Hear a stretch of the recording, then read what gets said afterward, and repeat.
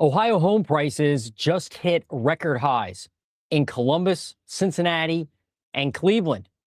In fact, if you look at all the state, the entire state, 82 counties of 88 are at or near record high home prices. Record high home prices.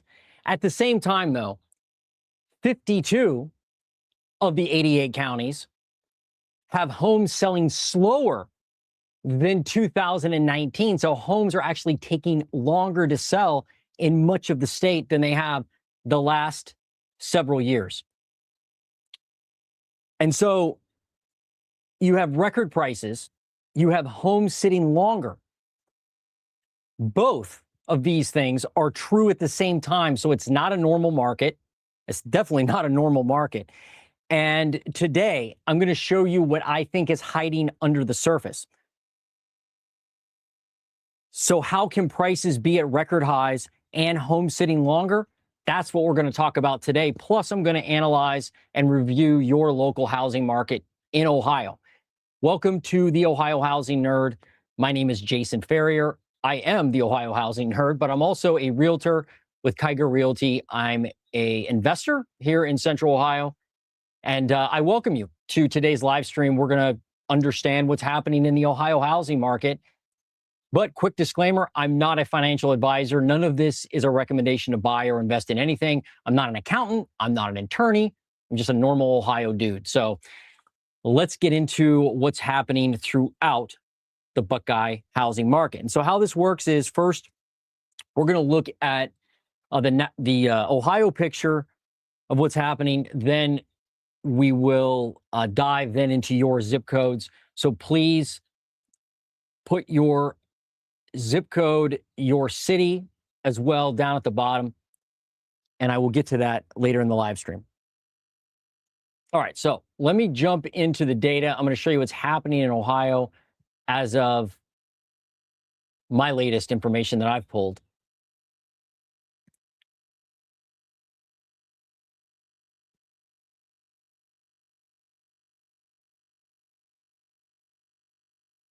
All right. So we look at the state. The state has home prices up about 3.3% year over year. Sorry, I should have started with active listings. Let me go to active listings first. My bad. Let me go with how many homes are actually on the market, because that's important.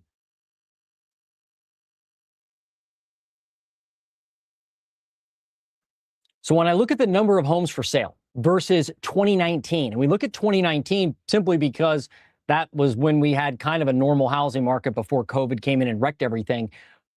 We're 35% under the inventory level of 2019, meaning we have 35% fewer homes right now for sale statewide than we did in 2019. Think about that. 35% fewer homes. You drive around, you think, oh, there are homes everywhere. There's people building homes. There are homes for sale in my neighborhood, whatever. But we still have 35% fewer homes on the market. And that's after 2 years of a recovery. And folks, you're going to hear things today on the Ohio Housing Nerd that you're not going to hear anywhere else. Definitely not locally on social media. So I don't do things like everybody else does. And you'll see that today.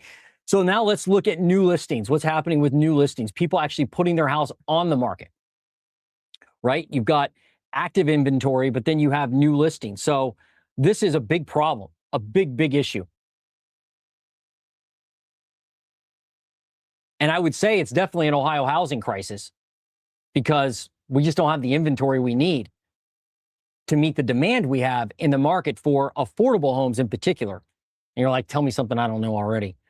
But look at this. We're 18% right now under 2019 levels with new listings. So sellers are not homeowners are just not putting their house on the market. And comment and let me know what you're seeing in your Ohio market. Are you seeing fewer homes at the market, more homes? But the fact is, statewide, just not seeing sellers pop up, even in, as we approach the spring market, and we're in the spring market basically, right? So just not good. In fact, if I look year over year at new listings, and this is a good stat for you to track in your neighborhood, we're only up 1.4%. 1.4%. So like nobody is putting their house on the market comparatively to historical standards, right? That's just what's going on. Now, let's look at prices and check this out. So if I look at home prices, year over year, up 3.3% in the state. So prices are still going up for the typical house in the Buckeye State. And if I go to the typical single family value, look at this. $240,000. And that's an all-time record high home price right now in our state. In other words, homes have never been more expensive than they are right now in Ohio. In fact, 82 of 88 counties still have rising home prices. So many of them are at record highs. Like they've never been more expensive. Homes continue to just go up and up in price here. Let me show you a couple that are really surprising, that really stand out. Look at this. Look at Mahoning County up in Youngstown. Prices there are up 6.7% versus last year. Now, check this out. Since 2020, and if you're driving, hang on to your steering wheel. In Youngstown, prices are up 78% since 2020. 78%. In fact, if I go to the typical single family value, according to Zillow, they're at $162,000 right now. And you're like, man, that's not that much. I mean, compared to the, where homes are priced in the state and in most areas of the US, it's not. But for the locals, it's crazy, right? Before COVID, the typical house there was 89 grand. Now, $162,000. We're seeing this play out in county after county throughout the state. But everyone watches Columbus, and here's the thing. This is where it gets interesting. If you look at like a city, you look at a major metro like Columbus that's really at an all-time high in prices, we're up in Columbus only up 1.1%. So home prices are not skyrocketing. They're not even keeping up with inflation in the city of Columbus. But they are still growing. They are still growing. But then look at an area in contrast like Shelby County. I'm picking on some other counties here, some counties that maybe people don't pay a whole lot of attention to. So if we go to Shelby County, Ohio, look at this. Home prices there up 8.7, basically 9% since last year. 9%. Let me go to Richland County. And remember, if you want me to look at your market, drop it in the comments. What's your zip code? What's your city? And we'll dive into it. Look at Richland County. Mansfield, right? 7.4% growth in home prices. So homes, their houses, the typical house, continues to go up and up in price. I mean, 8%, 7%, that's crazy, right? Look at Trumbull County. I picked on some of these because I was like, wow, these are just nuts. Look at Trumbull County, up 7%. And then we saw Mahoning County up 6%. So mid-size and rural Ohio counties are outperforming Columbus. They're outperforming Cleveland and Cincinnati too, for the most part. These rural Ohio areas, prices continue to skyrocket. And comment and tell me if you're seeing that, you live in rural Ohio, and you're seeing homes go for more and more and more, and you're scratching your head like, how is this possible? And we'll get into that, because I think I know why. But I'm curious what you think. So if you're only watching Columbus, if you see, Instagram posts, Facebook posts from the industry, from other realtors going, hey, look at what's happening, and they give you a Columbus snapshot or kind of an overview, you're missing out big time. You're missing out. And this is where most, I think, realtors, analysts, I think this is where they miss it. Days on market. I told you it was a crisis, and it is because we have record high home prices, but look at how long it's taking to sell a house now in the state.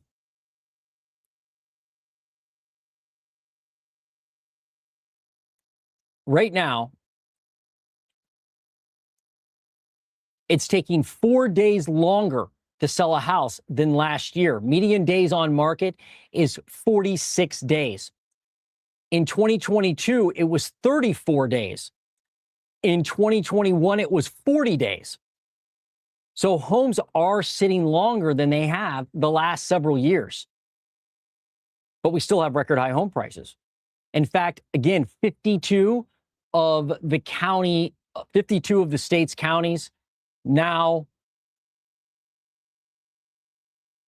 are selling homes slower than they did in 2019.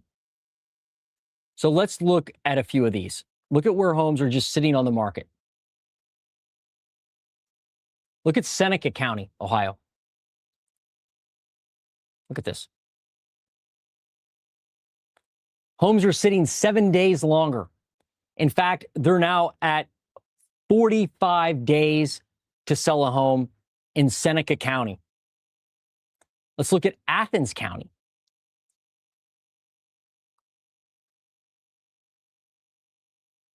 Home of the Bobcats, right? 8 days longer than last year to sell a house. 57 days right now. Last year was 49 days. In 2022, it was 37 days. Look at Hocking County. A lot of Airbnbs in Hocking County, right?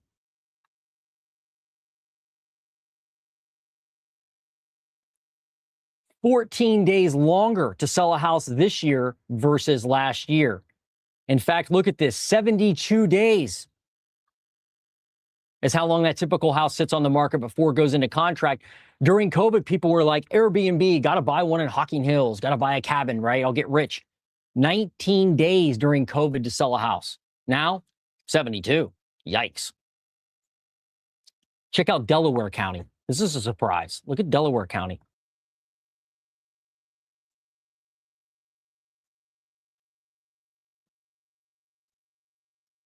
$9 days longer than last year to sell a home. And median days on market, 38 days. During COVID, 20 days. So you've got record high home prices. Homes are sitting longer. That's unusual, no doubt about it. That combination usually doesn't last. Basically, something has to give, I think. And here's what that really means for you right now. You got to drop that zip code in the chat so that I can review what's happening in your local market. But basically, you've got sellers that are locked in, homeowners that are locked into ultra low rates still, comparatively, right? Probably low prices. And even with an increase in property taxes and insurance, many homeowners are like, yeah, if I sold my house, it would cost me exponentially higher to buy that next one. It would be like, man, where am I going to go? Am I going to go rent something? That's going to cost more, especially for the same type of house. I'm not going to go buy something. That's going to cost a lot more. So I can't sell. I'm not going to. I'm just going to sit tight. And those that are listing their homes on the market are like, you know what? If I don't get the price I want, I'll just wait. Not a big deal. I'll just wait. And so they don't reduce the price as much as maybe they would in a desperate market. And then the homes just sit there. You also have a lot of expensive homes, perhaps, in your area that may be on the market, like lots of acres, maybe, if you're in a rural area. And so those luxury homes, a lot of them aren't moving either as fast as they were, obviously, during COVID, right? But then when they do sell, those prices are still higher than they were last year and the year before that and the year before that. And buying demand is woefully low. I mean, we're still in the gutter when it comes to how many buyers are out there, but I think that's a function of people not having any selection. Buyers just don't have a great selection of homes out there to choose from. So buyers are kind of like, nah, really now maybe not the right time for me to buy. There are homes that are selling, don't get me wrong. And if you're a seller, you still can be successful. If you're a buyer, you can still be successful. But this is not your typical Ohio housing market by far. However, what I'm seeing is that this may be the trend that we play, that plays out for the next several years, where we just have ultra low supply, higher prices, especially if interest rates stay the way they are. Interest rates now are in the mid sixes, approximately. They're definitely not under 6. And they've kind of stayed sticky. Then you got higher gas prices. You have tons of inflation, right? Inflation's roaring back. Supply chains are cut. And people often ask me, what about new builds, Jason? What are they going to build new builds? Remember all those homes they were going to build on federal land? Where are those? I don't see them. Do you? There's just no building. I mean, you will see homes built in your area, but typically those homes are built for the top 20%. Builders can't afford to buy or to build small entry-level houses. It doesn't map out. So they got to build bigger houses. And many of these new builds start 5, 6, 7, 800 grand. And so it's a completely locked up market. You got to be strategic, and you've got to hunt hard if you're a buyer. If you're a seller, you just need to be more patient. Price the home correctly. Don't get greedy. Expect that it'll take longer to sell than it did a few years ago. If your neighbor sold in 2021 and got 50,000 over asking and 30 offers the first day, and people were jumping out of airplanes to try to come into their house to see it, that's not going to happen now, probably. So that's what's happening in a nutshell. Let me look at some comments, then we'll get into your zip codes. And if you have any questions on the housing market, let me know. Happy to answer them. Try to answer them anyway. What's up, TH2? How are you doing? Good to see you today. TH2 Artificial Intelligence. The day it became self-aware, right? Amherst, Lorain County. Yeah, we'll do that one. Great. You're looking to buy in 43148. We'll look at that one. What else we got? 43221. Yep. Just join the chat. Do you think the Ohio property tax will be abolished? And if so, do you think that will hurt or help the market? So I'm patiently waiting to see if they actually got enough signatures to put it on the ballot. And what Joseph's talking about, if you don't know, is that there's a group of folks, Citizens for Property Tax Reform, that have, and I've interviewed several of them on my channel, and they put an initiative together, an amendment to the Ohio Constitution. They are collecting signatures to get that on the ballot in November, or any ballot coming up that they can get it on. And if it hits the ballot, Ohio citizens can vote to abolish property tax. It's a complete abolishment, by the way. People get confused at this, but it's not just homeowners. It's investors. It's commercial real estate. It's anything with real estate pays no property tax. It's an abolishment of property tax. There is not a replacement on the amendment. That would be up to the officials, the state officials, to figure that out. And that's usually people's first question or hesitation, like, hey, how are we going to fund this stuff? How are we going to fund the schools and whatnot? And I'm not going to get into all that right now, but I think that I think it has a good chance of passing if it hits the ballot, but I haven't heard that they have enough signatures yet. So once they reveal or they announce, hey, we have enough signatures, I think they need like 450,000. Once they have enough signatures, they will put it on the ballot. But those signatures are perpetual, meaning if they don't hit it now for November's election, they'll put it on for May. If they don't hit it then, they'll put it on for November. So it could keep rolling, right? Eventually, they're going to hit enough signatures. I mean, that's a foregone conclusion, right? I mean, eventually. So I think eventually it'll hit the ballot. I think it has a good chance of passing, but I think most people are wondering, how is it going to be replaced? That should be interesting. Do I think it'll help or hurt the market? I think initially it's going to help. It's going to be like a sense of accomplishment, maybe for some people. Some people are going to be really scared, right, about how you're going to replace the revenue. But the revenue replacement aside, I think it'll increase home prices. I mean, think about it. If you're approved for a $300,000 house right now, and your payment is X dollars, and $500 of that payment is property tax, and no longer do you have to pay the property tax. Now, all of a sudden, your payment's much lower. You can afford a $350,000 house. So now you're going to go out and go, I like that house. It's 310 grand. I'll give you 315 for it. So I think it'll increase prices. I think it will.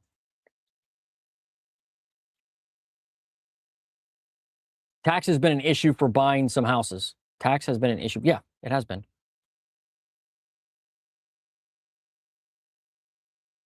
Aunt from Ohio. Only going to get worse. I mean, when you say it's only going to get worse, I think it's going to get worse from a standpoint of fewer homes to buy. Ohio's not building near enough homes. Willie built 12,000, Willie permitted 12,000 single family houses in 2024. 12,000. You know how many total permits we had? 36,000, if my memory serves me right. And I just did a video on this. It'll be out in a few days. But 36,000 permits for residential. Most of that was multifamily. Ohio's not building any new homes. If you look at go pull the Fred economic data for new home construction, and you'll see the graph go like this. We stopped building after the great financial crisis in Ohio and most of the US. So that supply chain got tight. When that supply chain gets tight, prices go up. That's by design, by the way. That's not an accident. Cuyahoga. Okay, I'll review Cuyahoga County. What do you got here? 43 or 45424. Sure, we'll do this one. Got 24 people on. By the way, hit the like button while you're in here. That greatly helps out the algorithm. And share this live while you're in the live, because that brings a lot of people in, and that really helps out my channel. And if you haven't subscribed, obviously subscribe. But the only cost to come into the channel, the live, and hang out with us is hit the like button and share it. All right, I'll do that one. I bought a home in September last year that had been on the market for over 70 days in Miami County, Ohio. Yeah, we're seeing this. I'm seeing houses sit, even great houses sit. Houses that I scratch my head and go, how is this sitting? Houses I list as a realtor. I'll see stuff that sits that I'm like, huh, that's interesting. I mean, priced right, great house. The traffic's just low. Then other times, list something and it can still go quick.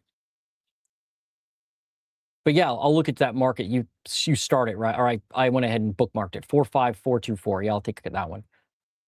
I make more money than my parents, but would not be able to afford a house where they live. What the hell? Yeah, chaos. Look, at the end of the day, this is not your parents' economy. It's not. I don't have to tell you that. You know that. And it's not going back to your parents' economy. There was a time when the average Ohioan, the average American, could go out and buy a house, go on vacation, buy a car on a normal job, on an average everyday job, 9-to-5 job, no problem. I've got it. Now, today, you've got to do something different than other people in order to afford a house and to afford other things in life. You just need to do other things. What are those things? You're going to have a side gig. You're going to have side hustles. You know, no longer is it just like, well, I've got a normal job. You know, I can just go out and do what I want. It's not like that. And I don't think it's going to return to that. I think the inequality between the rich and the poor are just going to grow further and further. And so one of the things I hope you grasp from our interaction is that you have to accept that reality instead of wishing, hoping, and wanting for it to change magically, and go and do it anyway. You have to accept the reality, internalize it, and go and make it happen. You just have to. It's going to take something way different than what your parents did in order to buy a home. A lot of that has to do with the fact that a lot of the homes that, like my father who owns a home, it's an 850 square foot house that I grew up in, 2-bed, 1-bath, no air conditioning, right? Built in 1950. That's the house I grew up in. Many of us did, Gen X, even millennials, right? Grew up in those small homes. They don't build those anymore. They're gone. And Ohio inventory is old. Ohio houses, it's like less than 2% were built after 2020. The average house in Ohio is like 55 years old. 55 years old.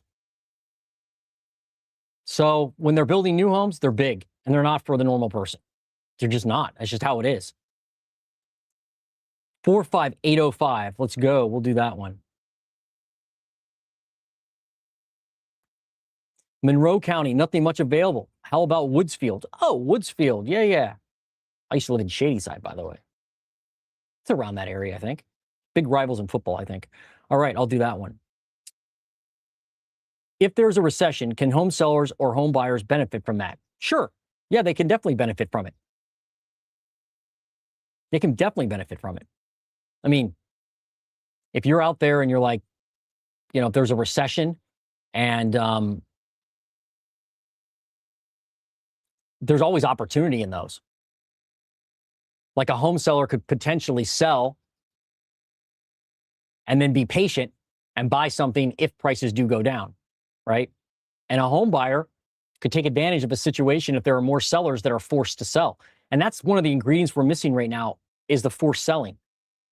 The people that have to sell their home. That's what we had during the great financial crisis. We don't have that anymore right now. People don't have to sell, so they're not. But if that changes, then yeah, opportunities will pop up. There are opportunities right now, by the way. You just gotta hunt, right? You gotta be really patient. 43793. Yeah, we'll look at that one. That must be Woodsfield area, right? Rent for now. What's up, Tammy? You're always around. Thank you. Rent for now. Market will crash after stock market. I don't know. I mean, the weird thing is the economic turmoil has actually locked up the market more. That's the strange thing. And renting, there's nothing wrong with renting. Nothing at all. By the way, if you are wondering if you should buy a home or not, if you're wondering that, you could check this out, which is my buyer guide. And you can get it at ohiohousingnerd.com/free. The link's in the description, but you can download this free guide if you should buy or wait. Tammy brings up a great point. Rent for now, market will crash. I'm not sure if it'll crash or not, but renting, there's nothing wrong with it. And so this guide gives you a way to check yourself before you wreck yourself. Hey, should I buy a home right now or not? It's there's nothing wrong with waiting. Don't be pressured. Don't put pressure on yourself that you have to buy a house. There's no reason for that. You don't have to buy a home to live. So really find out why you want to buy, download that free guide, and tell me what you think of it. Tell me what you think. All right, let's keep going here. I'll put some more on the board, and then we'll dive into these. And keep putting your zip codes in. I'll keep checking the comments. Your friend next door is curious about 16509. Where's that? 16509. Yeah, I guess that's probably out of Ohio, isn't it? But we'll find out. And my friend next door, do you live next door to me? That's cool. Why don't you come over for the live sometime? Data center nightmare moving. Data centers are something else, man. They are something else. Like I see data centers all over the place now. I'm sure you guys do too. You got to wonder what's going to happen to them in the future. Like, what will they be? Storage? I don't know. Like eventually technology will change to the point that they're not needed, right? They'll change. I don't know. It just seems like in the future, you're going to drive across Ohio and just see like these monoliths, right? Across the farmland. Kind of sad, but it's technology.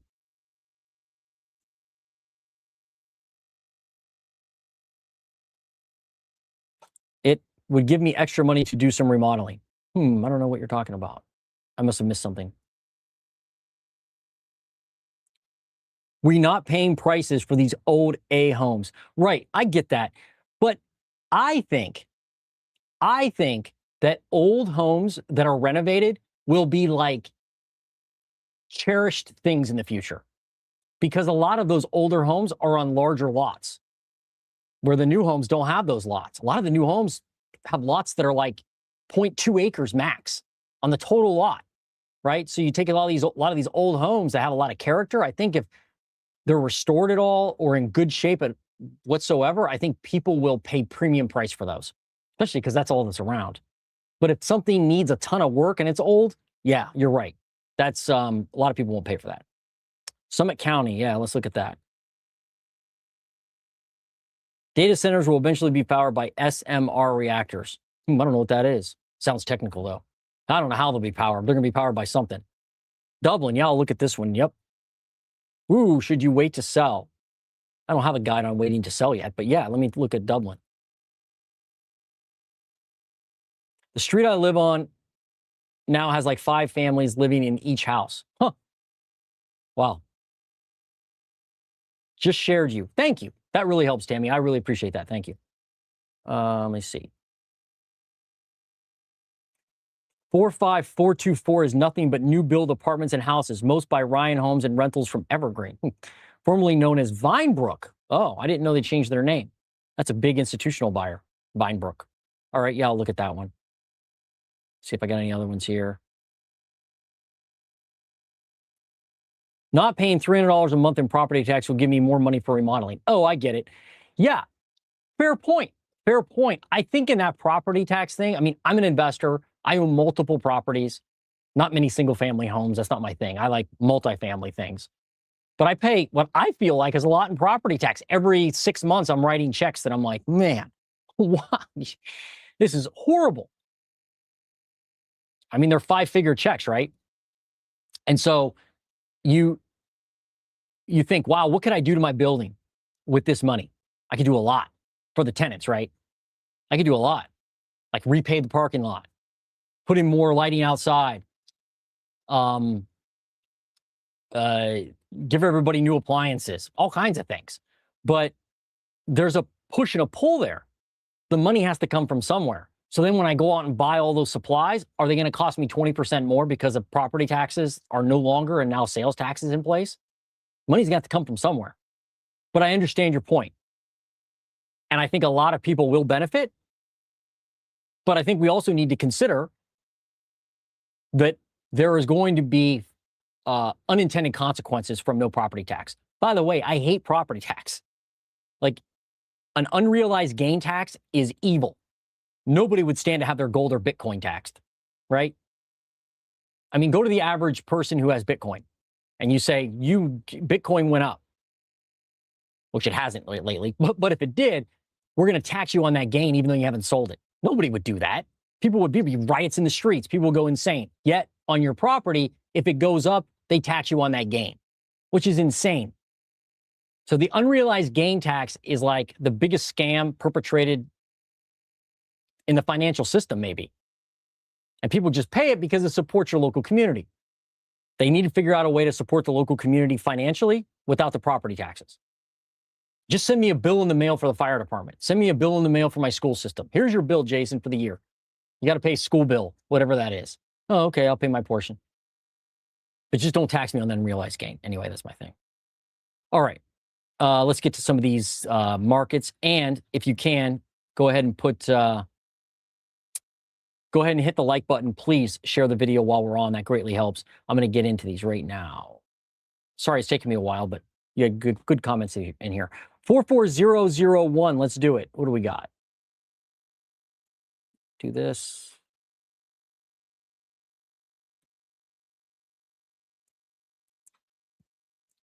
All right.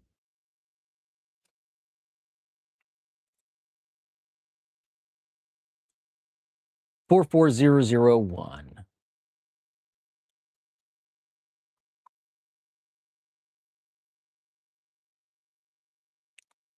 And where is that? Let me just look.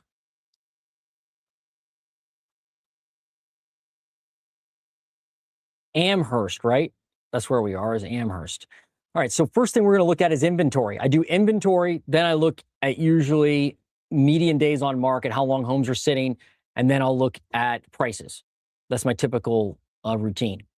If there's something else you want to see, I've got rent in here. I've got condos in here too, if you wanted to see some condo information. But inventory we'll start with. So in that zip code, 44001, you've got 28 homes on the market right now. Back during COVID, you only had 9. 9 homes. Now, go historically, you go backwards in time in the space-time continuum with the flux capacitor, and look at this. 48 homes on the market in 2019, 64 in 2018. And so hopefully you can see this graph and see how the number of homes available plummeted when COVID hit. Just plummeted to nothingness. And you've slowly recovered, but you're not there yet. Generally speaking, when we have fewer homes in a market versus 2019 or versus pre-COVID, you're still going to see faster home price appreciation. Generally speaking, that's what we're seeing. So that's kind of like the mark you want to look at. Do you have more homes than before COVID? Right now, you don't. So how long are homes taking to sell? 45 days. Last year, it was 60 days. So homes are selling faster than they did this time last year. Now, if you go back before COVID, it was 61 days, 66 days, or 65 days. Back in 2017, homes were taking 115 days to sell. Back in 2017, where you live. When I say sell, I mean go into contract, right? Median days on the market. Unbelievable. So homes are still selling faster than before COVID, but it's not like they're flying off the shelf. Now, let me go to prices. Prices where you are right now. Prices are up 5.2% year over year. Now, typically, homes have appreciated 2 to 3% nationally every year, right? Historically, until COVID hit, then the stats went bonkers and they went up much faster. But for homes to still go up 5% means they're appreciating more than inflation. If you believe inflation is 2% or 2.5%, you're up more than inflation. So if you're holding a house, your equity's growing, your value's growing, that's good. If you're trying to buy, you're like, oh, shoot, prices are still going up. So in your area, in that zip code, the last time you had a price decline was in 2012. And we were still coming out of the great financial crisis then. That was the last time prices fell in 44. What was the zip code again? 44001. Wow. All the way back in 2012. That's the last time they declined. Unreal, right? All right, let's do typical value. How much are they cost? How much do homes cost there? Now, the typical value is the 35th to 65th percentile. It's not the average. It's not the median. It's what Zillow looks at and says, all right, if I look at the 35th to 65th percentile, that middle range of homes, what's the typical value? So there are definitely homes more expensive and homes cheaper, but I like using this as like kind of my guide. And Zillow's not always right. I'm not saying they are. They make mistakes like every other data provider. So take this with a grain of salt, but it's a general guide. 270 grand for your house, your typical house in that zip code in Amherst. Amherst, is that right? Am I saying it right? Amherst in Lorain County, yeah. And that's an all-time record high price. You can see it here on the chart, right? Like the value, typical value of a house there has never been more expensive. 270 grand, basically. Wow. Before COVID, or yeah, like a month before COVID, like really took hold, right? $175,000, now 270, basically went up 100 grand in 6 years. And it hasn't looked back. Wow. Okay, so that's Amherst. So this means if I look at this chart, I'm like, man, homes are more expensive. Homes are sitting a little bit longer, still not enough inventory. You're going to need more homes. You need more people to put their house on the market. That's what that means. All right, let me get to the next one. Thank you for suggesting that one. 43148. All right. TH2.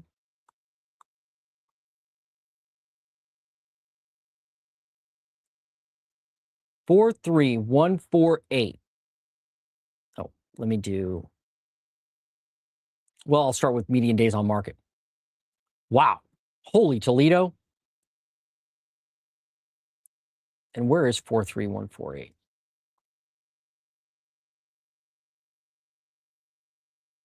Pleasantville, Ohio, right? 43148. Yeah, Pleasantville, Ohio. Wow, look at this. Look at days on market. 109. Homes are taking 109 days to sell, typically. But it's up and down. It's up and down a lot. I'm wondering if it's because you just don't have a lot of inventory. Yeah, you only have 6 homes on the market. That's why. I should have looked at this first. My fault. So you only have 6 homes. That's not a lot. You usually don't have a lot of homes. Let me look at a county level for you, because that's going to give us a little bit more data. So that's Fairfield County, right? Let's look at median days on market in the county, because your zip code just doesn't have a lot of data. So it's going to be hard to analyze it. So then I'll go out to a county level. So median days on market in Fairfield County, 38 days. During COVID, it was 12 days. Homes are sitting, what's that, 3 times longer, basically, 3 times longer. And historically, it was taking like 60 days to put a house in contract. So you're still not to historical levels yet with, how long it takes to sell, but they are sitting longer than the last few years. Now, let me look at inventory and see what we got. I'm really curious about Fairfield County inventory. 200 houses.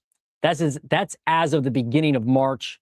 I'll have this updated in the next couple of weeks once the new data comes out from Realtor.com. But 200 homes on the market right now. Last year, you had 160 houses. That's a growth of 40 homes. I mean, that's a big growth year over year in inventory. Look at this. During COVID, you only had 76 homes. That's not a lot at all. Before COVID, you had 275. So you're not back to that pre-COVID level of inventory, but you're still gaining homes each year. In fact, look at this. This is nuts. Go back to 2017, TH2. Go back to 2017. 336 houses in the entire county in 2017. Then it went down to 251, and it actually went up then to 275, but then 226, then all the way down to 86, then all the way down to 76. That is supply destruction. Now, if you compare that to an area like Dallas, Texas, Fairfield County is not Dallas, Texas by any means, but if you compare this to an area even outside of Dallas, you would see a lot more growth of inventory in the Dallas area because they built a lot more smaller homes. There's a lot more migration, right? So we're still suffering in Fairfield County with inventory. Now let's look at prices. Prices up 1.4% year over year. So they haven't crashed. You're not beating inflation with home price growth. And the last time you had a decline in prices was 2012. Just like Amherst we looked at, right? Now let's look at single family values. Where are those? And by the way, if you're just joining us, put your zip code in the chat and your city. Tell me what's going on in your real estate life, and I'll look at your zip code. Hit the like button and share this video while we're in the live. That greatly helps the channel and doesn't cost you anything. Look at the single family value in Fairfield County. $361,482. That's a record high. Homes have never been more expensive than they are right now in Fairfield County, Ohio. Crazy, right? They just keep going up. They keep going up. Before COVID, homes in Fairfield County, $230,000.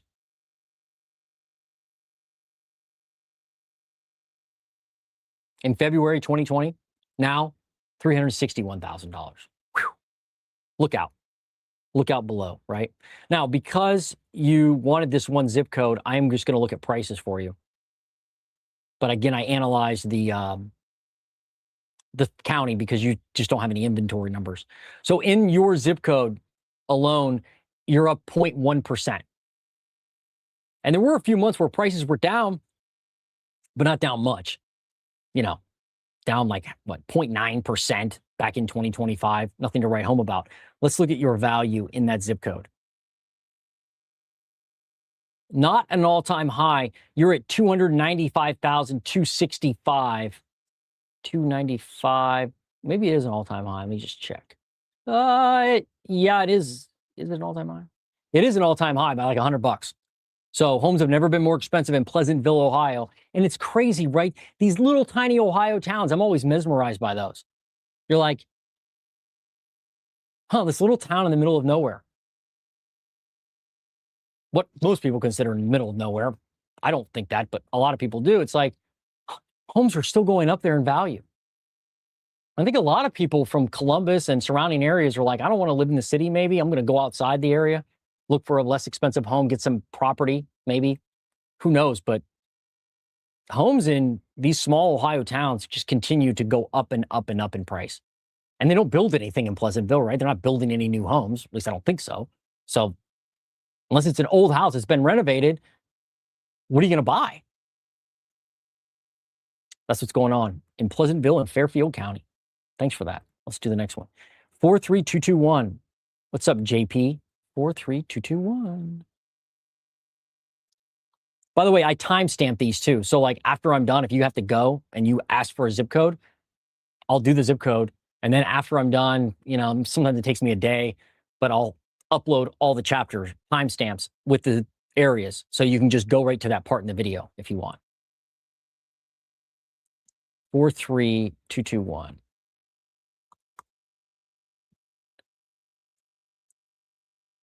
All right, let me look at median days on market, 26 days. Actually, you know what? I'm going to start with inventory. I should have done that before. All right, active inventory count. How many homes do you have on the market? 33. I get this right? 43221. Yeah.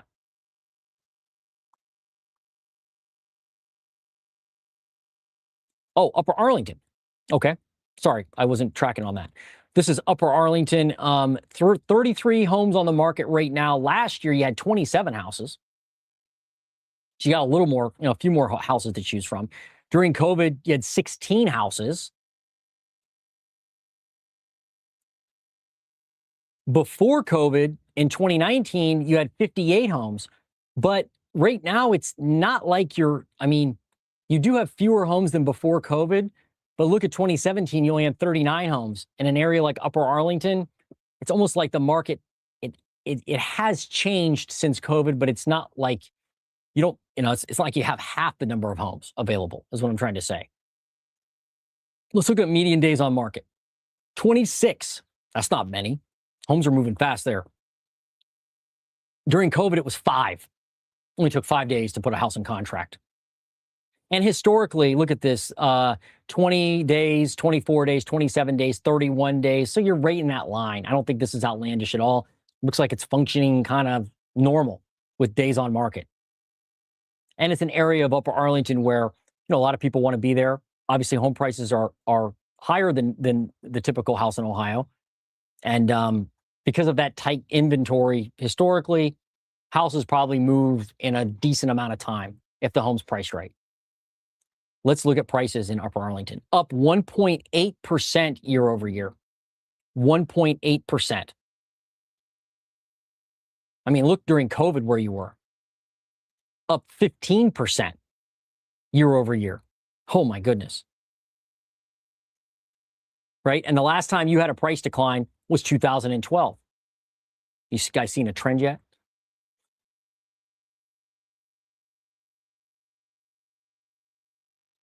Let's look at the typical value in Upper Arlington. 508,409. That is a record high. Record high home price in Upper Arlington. So far today, every zip code we've looked at is a record high. Every zip code. $508,000. Wow. Homes have never been more expensive than they are right now in Upper Arlington.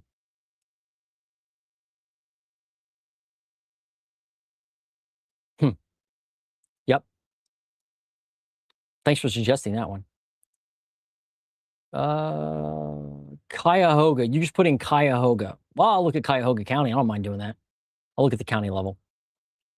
Cuyahoga County. What do we got? You know what? Let me change this. Active inventory count.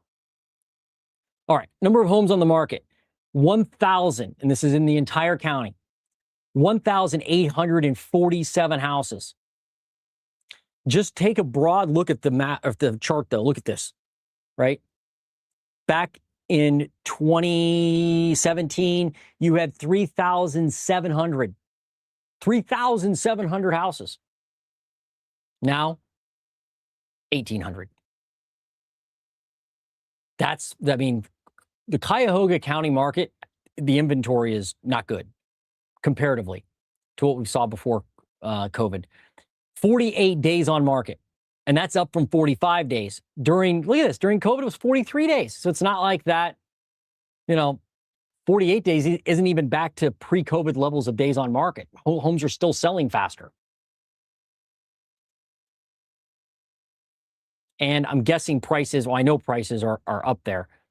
Prices up 4.8% countywide. Wowee. I mean, that's it. You have to think about it. Nationally, we're only up like well, Zillow has us up like, what, 0.8%, something like that. Under 1% growth in home prices nationally. Redfin has this at like nearly 2%. So to be up 5% countywide is completely different than what the country as a whole is experiencing. And some areas are actually going down. But a lot of areas of the Midwest and Northeast are not. Let's see what the typical house is in Cleveland. $216,000. And that's an all-time record high. No surprise. All-time record high price. Okay. That's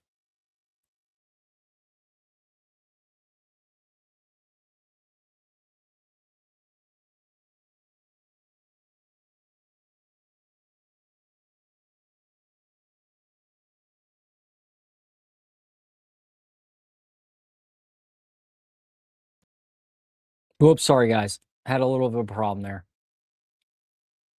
Hit the wrong button. That's never happened to me before. But I'm back. All right. Just give me a thumbs up or something, make sure I'm back.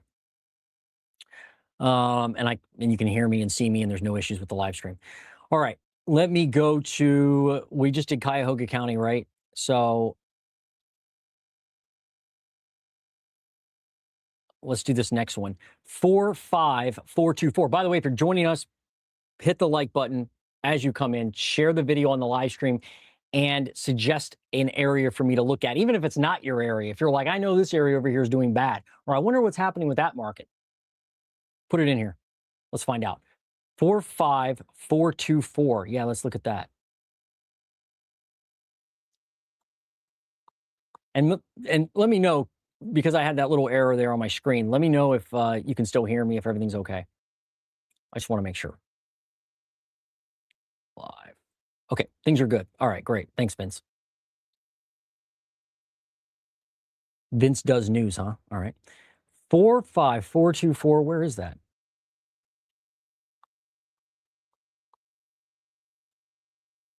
Huber Heights. All right. We're looking at Huber Heights. Inventory count, 59 houses on the market. Look back in March of 2022, you had 15 houses. So you have more inventory. I mean, think about it. Back then, nothing. Now, you got something to look at. But if you look at 2019, you had 86 houses. And if you look at 2017, you had 141 homes. And then look at this. Back in July of 2016, you had 238 houses. What you're seeing on this chart here, and I wish I had info going way back, but nationally, or like from the big data providers, it's not available, which is really frustrating.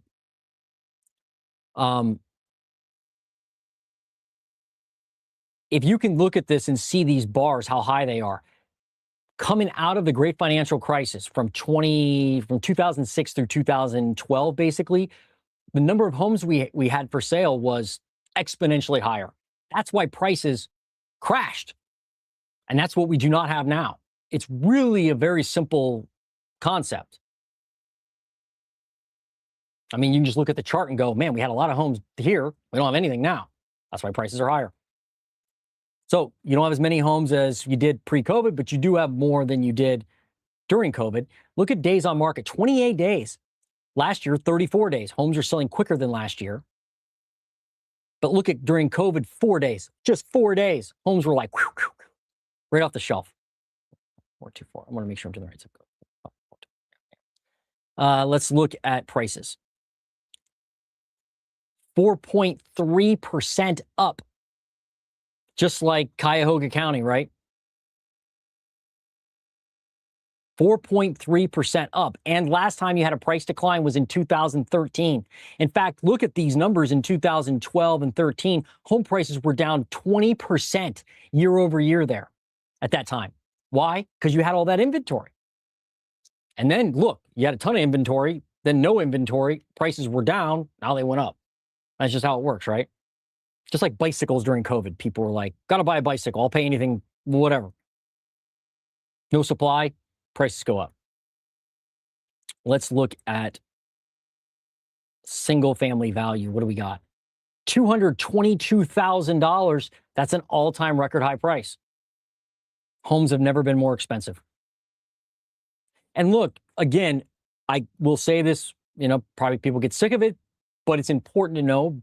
Folks get confused as to why prices haven't crashed. They get confused or they want to crash. And look how prices fell in 2008 where you are. Look at that. They were 166 grand or so. They fell all the way down to 102. In 2015, they kind of bottomed out then. And that's because you saw that inventory go up. And then they started to go up steadily, but then rocket ship when COVID hit. You went from 155 grand to $222,000 for the typical house. And sorry if there's a camera shake, but it's windy outside, so I'm dealing with that. All right, that's 45424 Huber Heights. What else do I got? 45805. Where's that? If you can, put the city in too for me, because I just like to know where I'm looking. Lima. All right, looking in Lima, Ohio.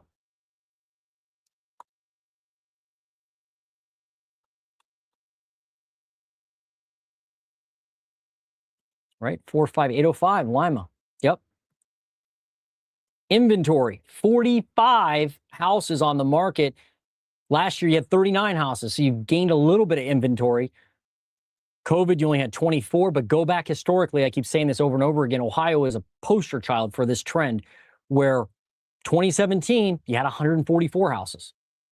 So, I mean, think about that. 144 homes, now 45 houses. You've lost 100 houses since 2017.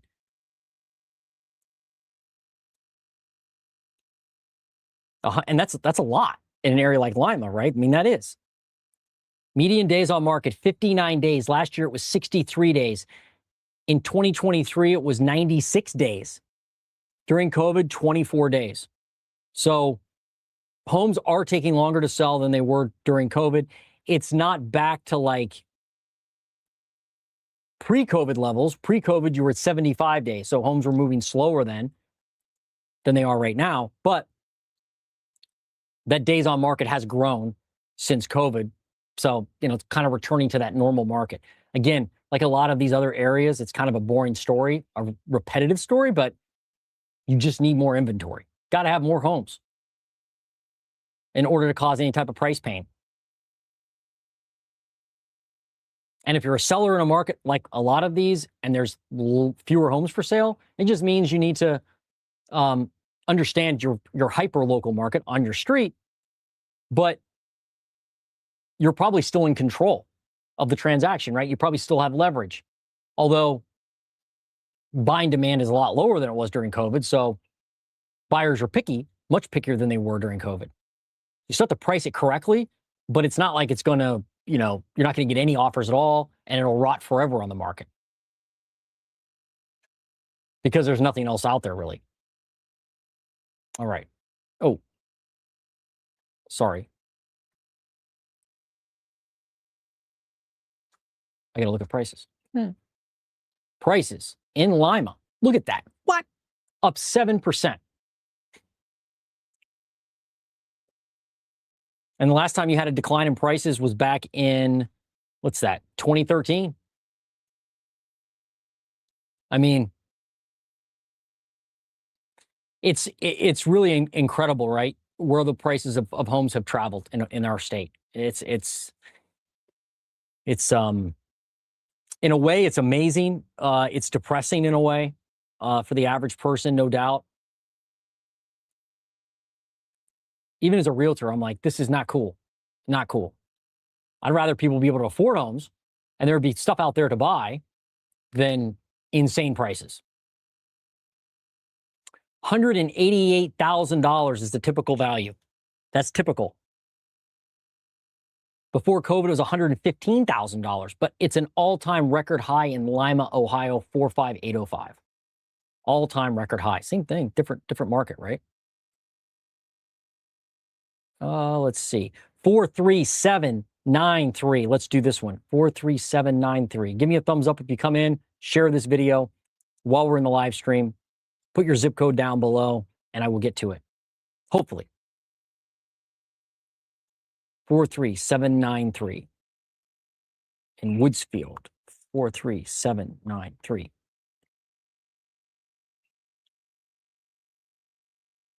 Inventory count. Man, you only have 8 homes. Geez, not a lot there. No. So I think you asked, is there anything available? I mean, 8 homes. That's not a lot. And historically, you don't have a lot. So let me back out to the county level. That's Monroe County. You only have 21 houses available in the entire county. In the entire county, 21 homes. Historically, though, that's actually more than you usually have. Back during COVID or before COVID, you had 18 houses. Median days on market in the county, 78 days. Last year, 124 days. And then you go back before COVID, you were well over 100 days, 149 days, 159 days. So the fact that they're selling or going into contract in 78 days is quicker, much quicker. The market's just slow there, and there's not a whole lot of activity historically. Let's look at prices. Prices are up in that county. Monroe County up 5% year over year. And the typical value in that county, where are we at? 148. 148. I only have data going back to 2017 for prices in Monroe County, but it's an all-time record high price right now in the county. $148,000, a typical home value. Wow. Wow.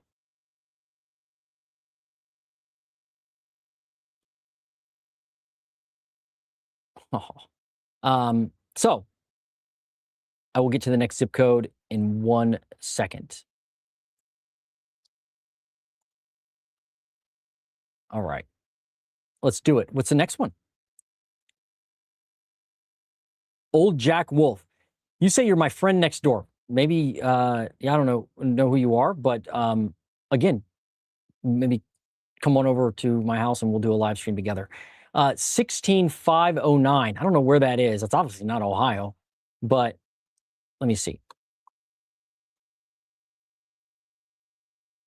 16509. I do have a national channel, by the way, that I cover everything, across the country. Whoops. 16059. This is Pennsylvania, but I'll go ahead and do it since you asked. 10 homes on the market. Wow, look at this. I mean, before COVID, you only had 48 houses. No, in 2020, you had 48 houses. Before that, you had 97 houses. So you've lost a ton of inventory there. Median days on market, 68 days. Last year was 44 days. 110 days, 95 days back before COVID. So homes were definitely selling quicker. And let me look at prices real quick. Home prices up 5% year over year. And typical single family value, $255,000. All-time record high where you live in 16509 in Pennsylvania. Usually I don't do other zip codes. I usually save them for the national channel, but since I guess you live near me, I'll be nice to a neighbor. Summit County, let's look at this, 44221. 44221.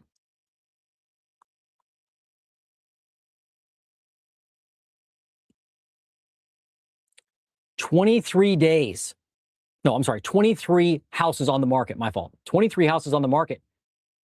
During COVID, you had 13 houses. Historically, you had a lot more, right? I mean, in 2019, you had 39.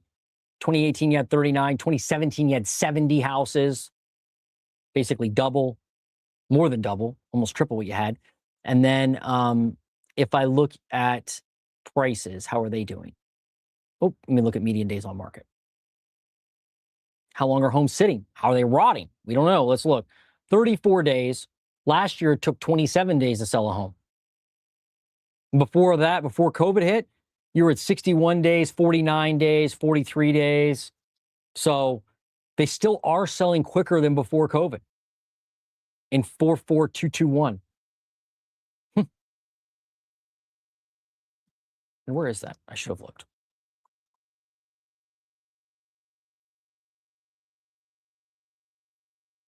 That's in, Cuyahoga Falls. Cuyahoga Falls. All right. Let's do prices. Prices up 4%. Home prices still going up. They haven't, the last time they fell in Cuyahoga, no, was that right? Where am I here? Yeah, in Cuyahoga Falls. The last time they actually were down, prices were on homes, was back in 2012. They've gone up since then. And a lot of the markets in Ohio are like this. Typical single family value now, $191,000. That's an all-time record high. All-time record high home price. And you can see this dip back in 2011. Homes dipped down in value.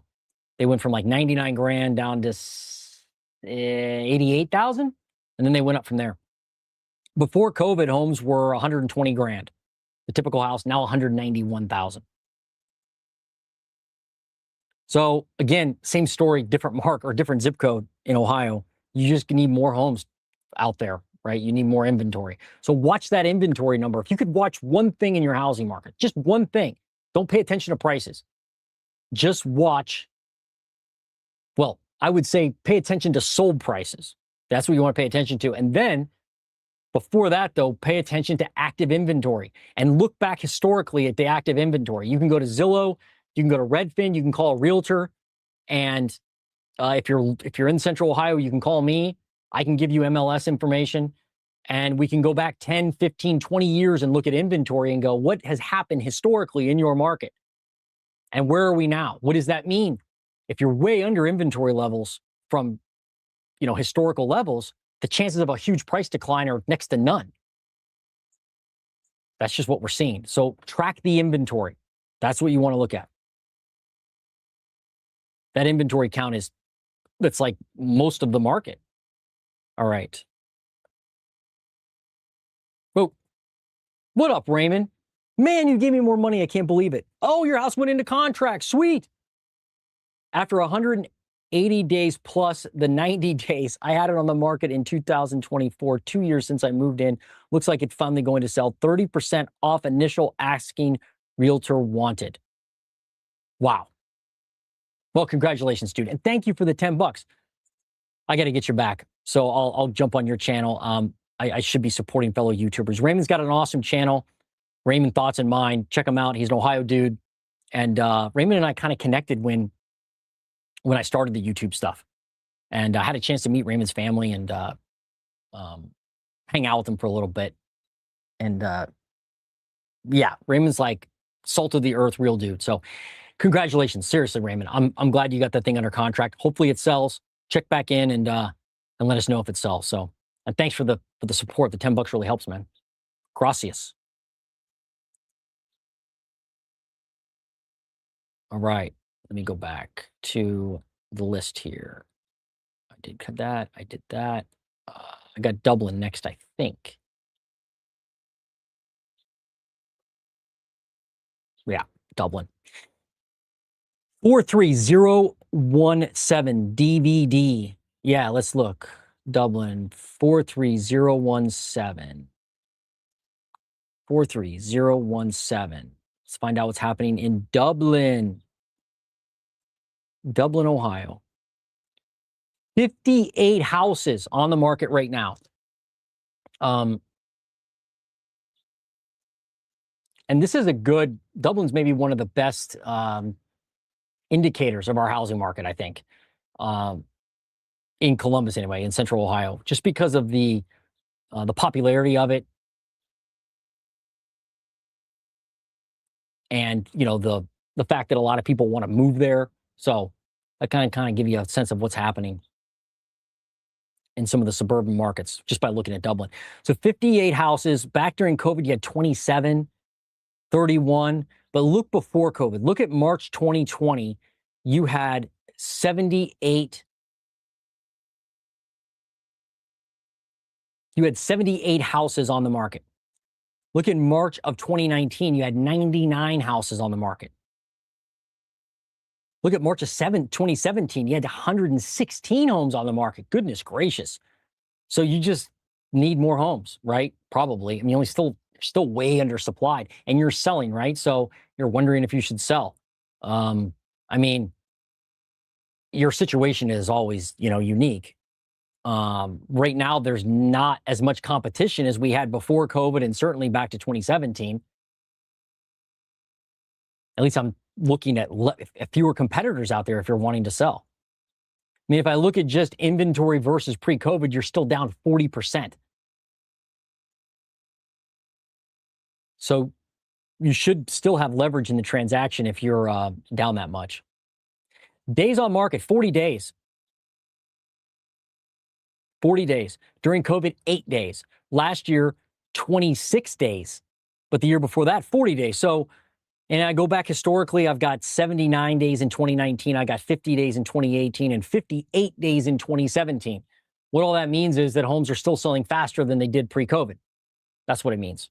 So it's like, if you're used to homes selling, I mean, you saw Raymond's comment, right? Like, his house sat on the market a long time and he cut the price. We're seeing that in some situations. And I think that thing was fully renovated.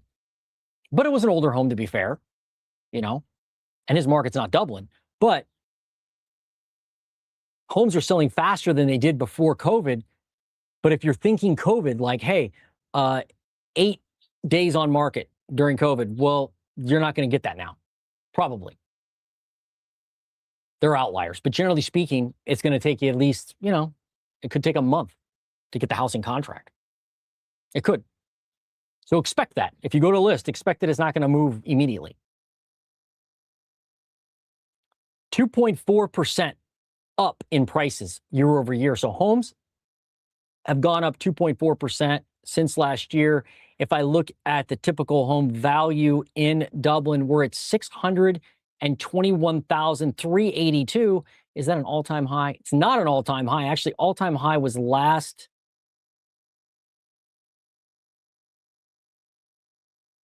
month. You hit an all-time high at 622, but who's counting? You're basically right there at 621. So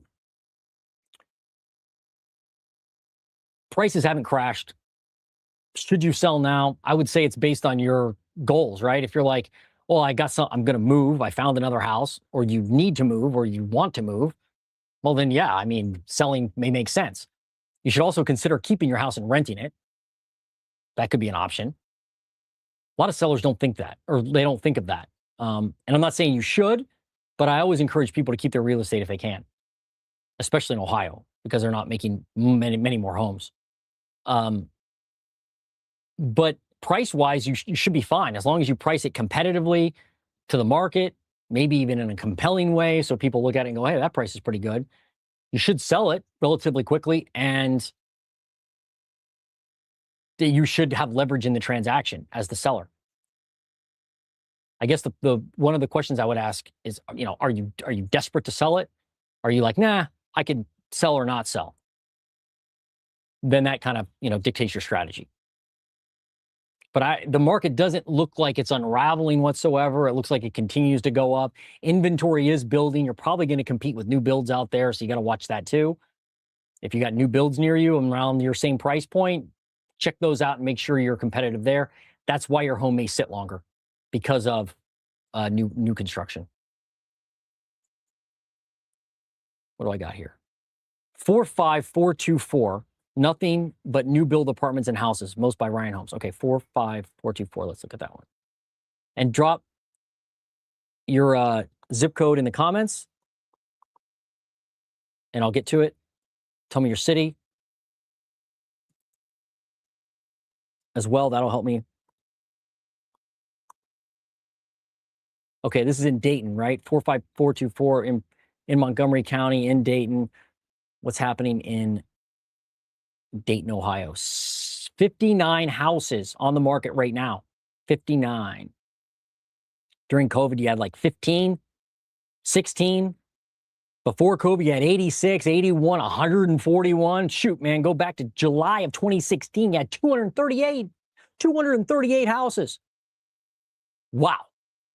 And that really tells you where the market's gone in the last decade, right? 238 homes. Granted, it was July then, but still, that's a lot of houses, right? And you haven't even sniffed that since then. You only have 59 houses. Man, that's surprising. Median days on market, 28 days. Last year, 34 days. So homes are selling quicker than last year. They are taking longer to sell than 4 days that you had in 2022. Homes were selling in 4 days. But then go back to 2017, homes were selling in 61 days. So they're still selling faster than pre-COVID, but definitely taking longer than COVID, but everything is. And that's good because that obviously wasn't a normal market. Home prices up 4%, 4% since last year. And last time they went down in price was right after the great financial crisis, 2013. Home prices were down. There were some months where, look at this, home prices were down 18%, 17% year over year then. Look at that. And look at the reversal it had. Just, then it didn't look back. Single family value, what do we got? $222,000. All-time record high. They always are, it seems like, in Ohio right now. And before COVID, your home prices were $130,000. They've gone up nearly 100 grand. In fact, and I don't usually click this, but I'm just curious. How much have they gone up since 2020? 58% since 2020. But watch this. Since 2022, they're up 18%. So from 2020 to 2022, you had like a 30% increase in prices. In 2 years, you had a 30% increase.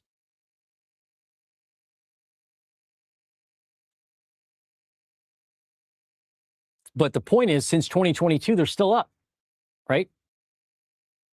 And they're going up currently they're up. They continue to go. Nothing but new build apartments and houses, most by Ryan Homes. So I will say some of this inventory data does not capture all the new home construction. Like if they put it on the MLS, it's going to capture it. But if there's like 20 lots available, it's not going to capture that info, obviously. So some of this data definitely does not include new construction. I wonder if they're affordable homes where you're living, or are they building like expensive homes? And they are building a lot of apartments in Ohio, no doubt. I mean, building permits are dominated by multifamily right now. Multifamily. Dominated. Just look at the Fred economic data. People will tell you that we're building a lot of inventory or a lot of homes. You'll hear that. You may even hear it from other YouTubers. We're building tons of homes. We've overbuilt. Y'all tell me if we've overbuilt. Y'all tell me if we've overbuilt single-family homes. Hopefully, you've learned that we haven't. It's crazy. Man, you owe me nothing. Happy to shout out a friend. Come on back over and we'll have a brisket. Yeah, man. And your channel's taking off, dude. It's really cool. Dude, what is this? 12 new build developments going up in Miami County. Maybe I'll come down there and do a video. I know I said that a long time ago. I never did. Wow, thank you, Raymond. Jeez, look at this. You're like throwing cash at me like crazy. I'm going to enjoy some pizza tonight. It's Friday. Pizza happens in the Ferrier house on Fridays. Troy is basically Dublin to Dayton area.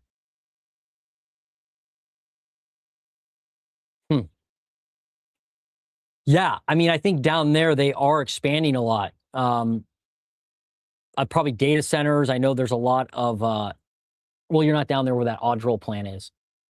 But you told me it's expanding, and the home prices are just ridiculous. Geez, dude. I really appreciate it, man. Thank you, Raymond. Seriously, awesome. Wow, that's really cool of you. From another YouTuber to Raymond.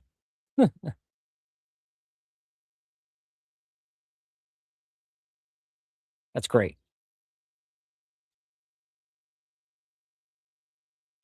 let me just, now I got to look back to through these comments because there's a ton of them. And I'm looking for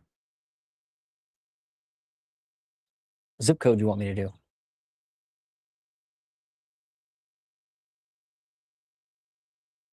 Stuck in this market and can't afford a pre-owned home. We'll be closing on a new home at the end of the month at $499. Same neighborhood. Has people selling after a year of owning and asking $100K more. No sense. Yeah, so that's interesting you bring this up. I am seeing that. I thought it would happen. Oop, I got a bugger fly. And it has happened in Ohio where I've seen homes listed, not necessarily 100K over new builds, although I'm sure that happens.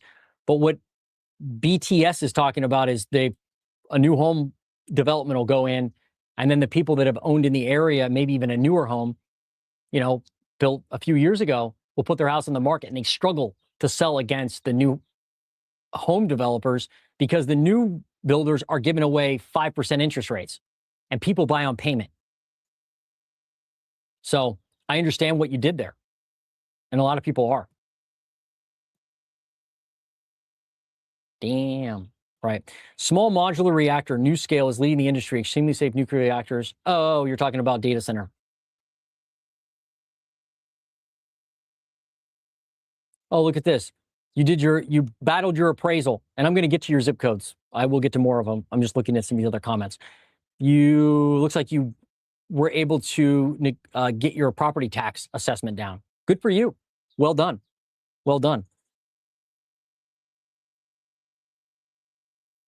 I got my house 16 years ago. I love these stories. I got my house 16 years ago with an $8,000 tax credit, bringing my price down to $86,500. Toledo, 43623. You want me to look at that one? Wow. $8,000 tax credit. Huh. Were they give it? I don't know. I don't know how you got that. That's cool. We were shopping for a house prior to January 2025. No, we're leaning towards not buying and instead moving out of the country. These houses are not worth the prices they jump to. Moving out of the country. Okay. Yeah, I know people that are moving. There's somebody who sometimes is on my channel, my national channel, that moved to Spain to buy a house. So I can't, get in where you fit in, right? I mean, do what you have to do. What up, tech girl? How are you? What a time to buy. Yeah, it's you know this better than anybody, tech girl. It's not easy. It's just not. It's and I don't know that it's going to get any better anytime soon. Unless you're just like, oh, I'll spend anything. Even that can sometimes be an issue finding the right house. So it's a struggle right now on multiple fronts. You're welcome. You are welcome, TH2. Thank you for your support. Okay. 30 days, not a nibble. Oh, you got your house on 30 days, not a nibble. Yeah, let's look at that market.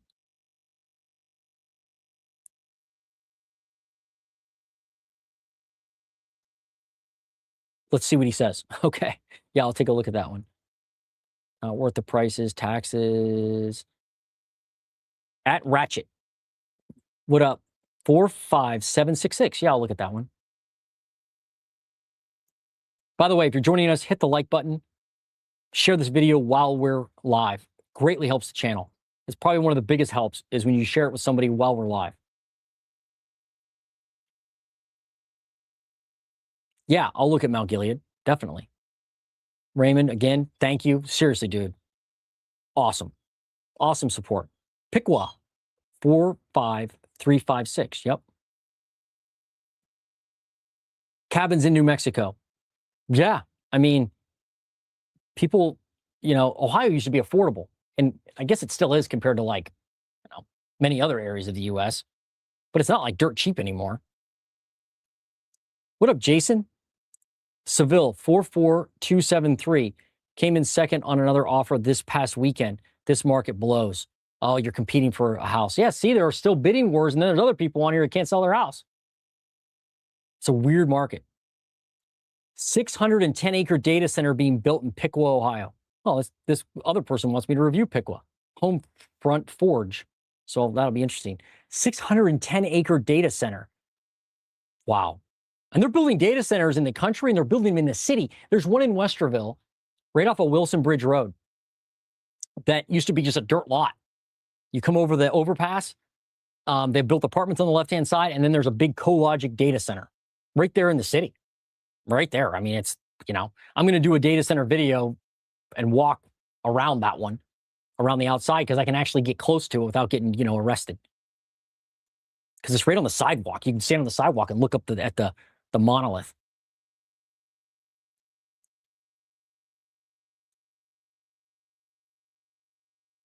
Big water, big energy, data center, no laws. Yeah, lots of water, lots of energy, tons of energy, right? And we're on a data center right now, probably. Huh. I'm done with Ohio. Oh, that's too bad. I mean, seriously, I like Ohio. Still do. Got this one.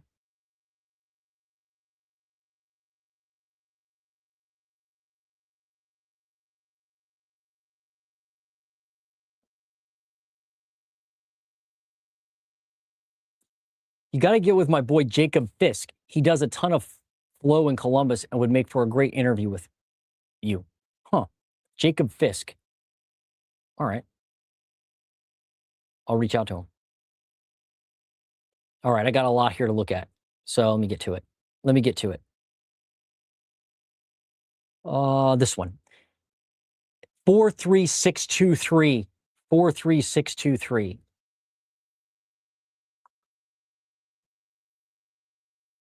Up north, huh?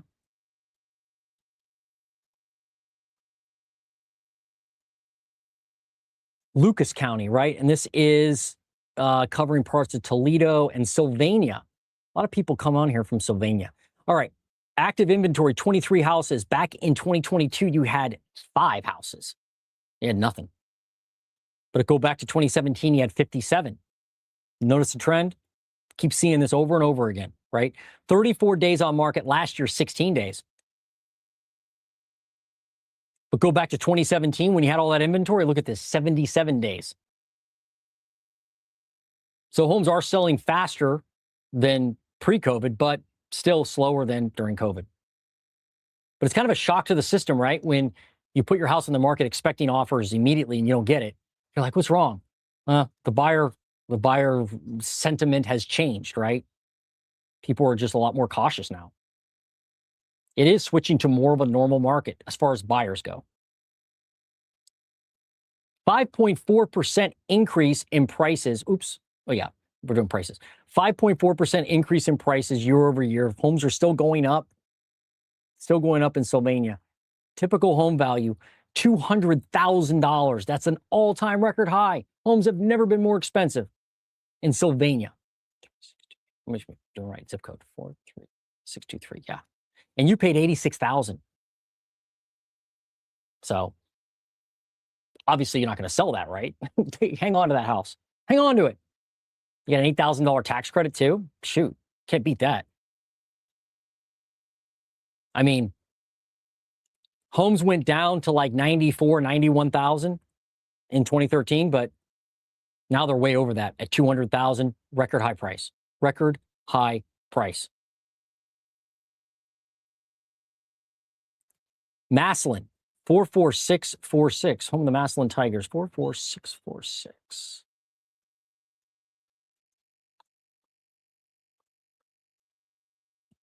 Where are we going here? Maslin, 44646. Number of houses on the market, 43. You have 43 homes. Back in March of 2022, you had 24 houses. Last year, you had 53 houses.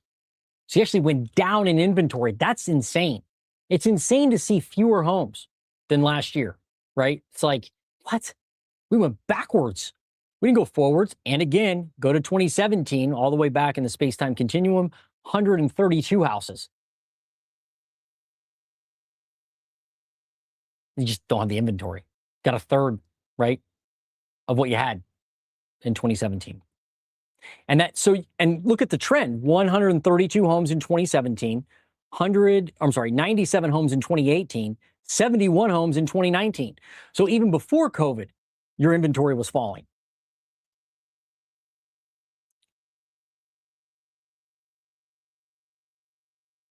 Let's look at median days on market.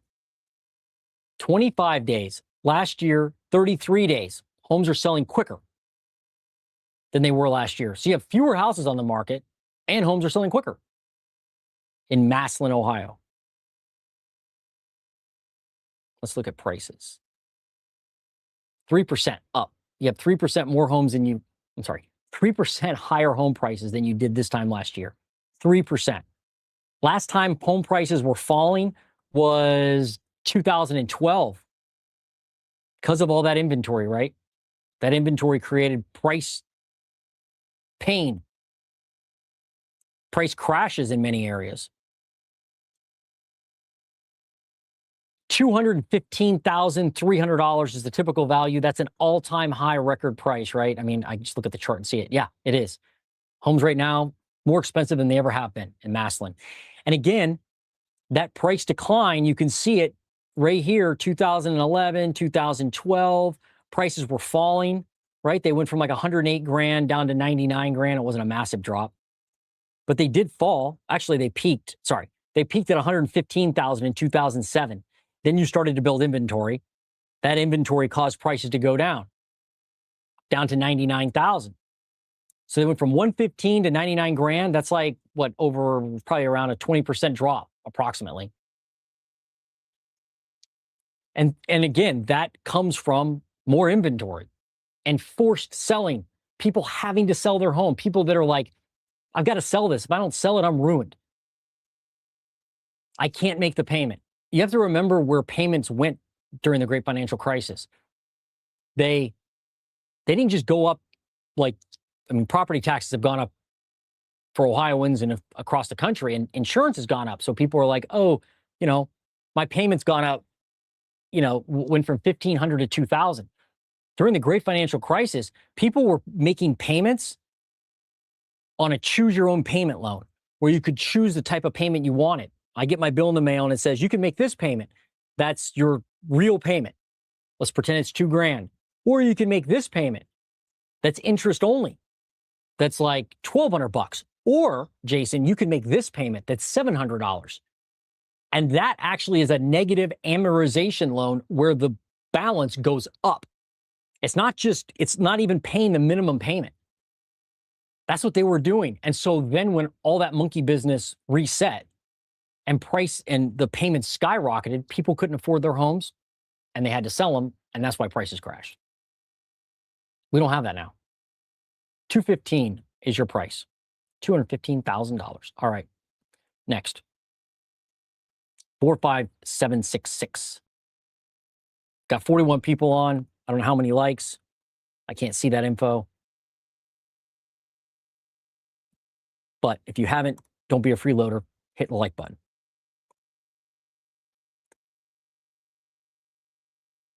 Well, this isn't going to work.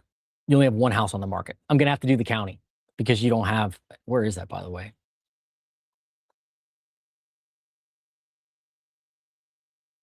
New Marshfield, Ohio. Okay. Yeah, I'm going to have to do the county. I apologize. You're just not going to have any data for me to look at. That is that Athens? Yeah, Athens County.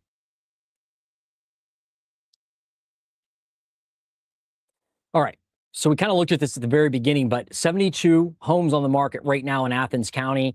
That's up from last year at 67 homes, but go back to COVID levels or pre-COVID, you had 160 houses. And back in 2017, you had 179 homes. So a lot more inventory back in the day, just not enough right now. Look at days on market, 57 days. Homes are selling slower. 8 days slower than last year. Last year was 49 days. During COVID was 37 days. In 2017 was 102 days. Yikes. So you're not dealing with that, but your days on market has gone up. It has gone up overall. Home sitting longer, little more inventory. You have some, you do have an increase of homes for sale. but buyers are obviously slower there, right? 3% increase in prices year over year. 3%. Typical single family value, $180,000. All-time record high. Homes have never been more expensive. Man.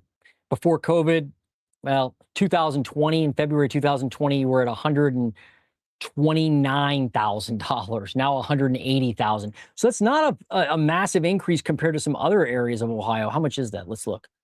Since 2020, where are we at? 37% in Athens County. So it's, in Mahoning County, it was 78%. So the prices have gone up considerably, but it's not to the level that some other areas are experiencing as far as price growth. Although you still are at a record high home price, no doubt. I would say, again, like most other areas of Ohio, got to have more homes for sale. Got to. 217. Let's see. Okay, this one's interesting. Well, I did a Maslin and not a nibble. So did my data make sense? I'm curious. We looked at this one. Mount Gilead 4338. 4338. 38. Oh, is that right? Yeah, it is. 3338. Mount Gilead. Let's look at it. 24 houses right now. Back in, and actually what's interesting, I don't know if you guys caught this, you probably didn't. I just caught it. Resi Club updated their data while we were live because we went from February data, I think, to March data. I think they just updated it. But 3 houses in March of 2021. You only had 3 homes on the market. Now you only have 24. But go back in time, look at this, 37 houses in 2019, 49 in 2018, 41 in 2017. Again, same thing, right? Just fewer homes. Fewer homes are killing us. 37 days on market to sell a house. Last year was 90 days. Man, that was a lot. That was an anomaly. Look at that, 90 days. And typically homes are selling like they're taking 60 days, 82 days back in 2020, 95 days in 2019. So to be only 37 days right now, it's still fast. It's still selling fast, comparatively. Home price, up 2.7% in Mount Gilead. So still going up. They have not crashed, obviously. Typical value, $252,000, $253,000. Wow. And that's an all-time record high. All-time. Homes have never been more expensive. In little Mount Gilead, Ohio. It's unbelievable, right? I mean, I think people want to be in small town Ohio. Not everybody, but some people. All right. What's next? Piqua. A couple people had comments about Piqua. Raymond said there was a big data center there.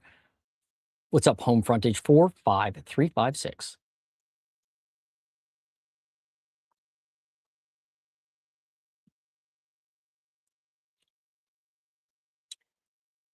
$40 houses in Piqua on the market right now. During COVID, 12. So this trend again, up since COVID, more homes, generally speaking, we're seeing that across Ohio. You are gaining inventory slowly, but you're still way behind where you were back before COVID hit. 58 houses in 2019, 75 houses in 2017 in March. Now, let's look at days on market. What do we got? 50 days on market. Typical house takes 50 days to actually go into contract. Last year was 34 days. That's a big jump, right? So homes are moving a lot slower than last year. It got all the way down to 27 days in 2024, 31 days in 2023. So it looks like the demand is like, buyers are obviously stepped back a little, right? And that makes sense with what's going on, right? Interest rates higher, gas prices are insane, inflation is insane. You got the war. The stock market's kind of like wobbling a little bit. 85 days. Look at this weird gnat in here. It's driving me nuts. 85 days in 2017 to sell a home. Unbelievable. That's when I actually bought my first house in well, it wasn't 2017, but I bought my first house in like 2012. And I remember there were tons of houses to see. We were looking all over the place. I mean, we could look at 10 houses a day easy. And basically had your pick of the litter. Now, nothing out there. Home prices year over year, up 3%. Up 3%. Homes still selling higher than last year. Prices continue to march on. Typical value, $175,000. That's an all-time high price. Now, they did drop slightly last summer. They had a drop, right? Looks like they had a drop anyway. Yeah, they were like at 171 grand. They went down to like 170. Small drop. But then they went right back up. 175,000, all-time record high home price in Piqua. So, they're building a big data center there. That doesn't really employ anybody, though. That's the problem, right? Like 30 employees. I don't know if that's really going to change the market. But I think that will hurt the market when it comes to people wanting to live near a data center. Like a lot of people probably don't want to live near a data center. And I think there's a lot of folks in Ohio that are living out in the country that are going to see one built near them, and they won't be able to do anything about it. It'll just happen. And then it'll be tough to sell their house. So I would say if you know a data center is coming to your area, close to you, selling a house at this point before it hits is probably not a bad idea. Obviously, if you know a data center is coming, you need to disclose that. And the realtor does too. But if you can get a hint of it, maybe that's something you consider. Because I think most people don't want to live near a data center. That's prices in Piqua and the market in Piqua. Seville, 44273, please. Came in second. So you're in a bidding war. Wow. 44273. Yeah.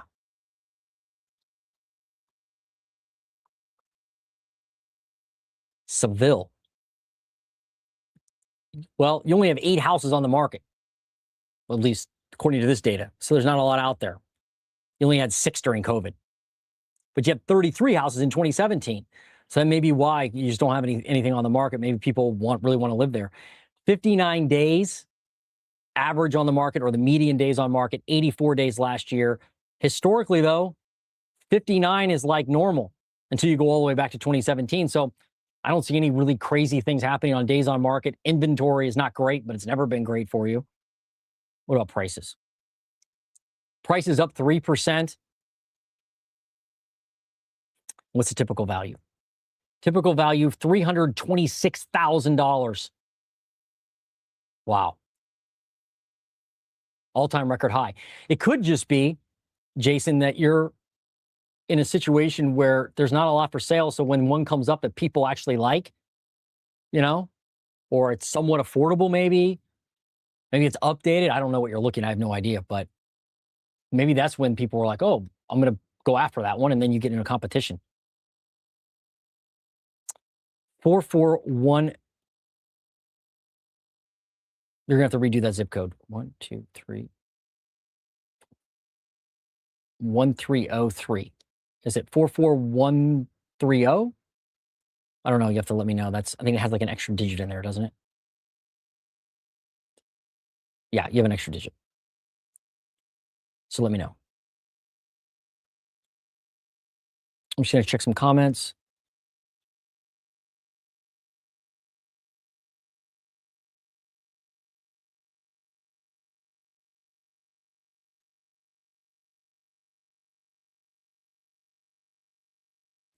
Can you search by date built? No, but well, you can. I can't do that on this data. But here's an interesting thing. If you really want to see something crazy, go to Zillow.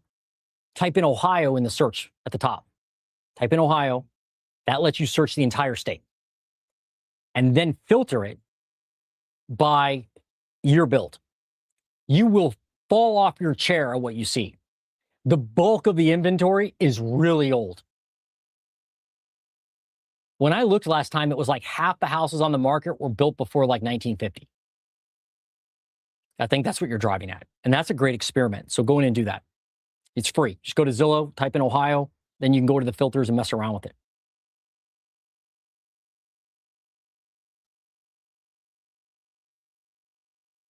A show with how to fight property tax values would be great. Yeah, not a bad idea. Not a bad idea.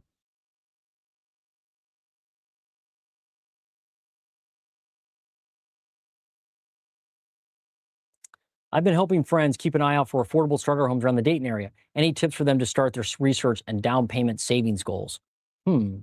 Let's see. Any tips to start their research? So one of the great ways to find a house is to look off market.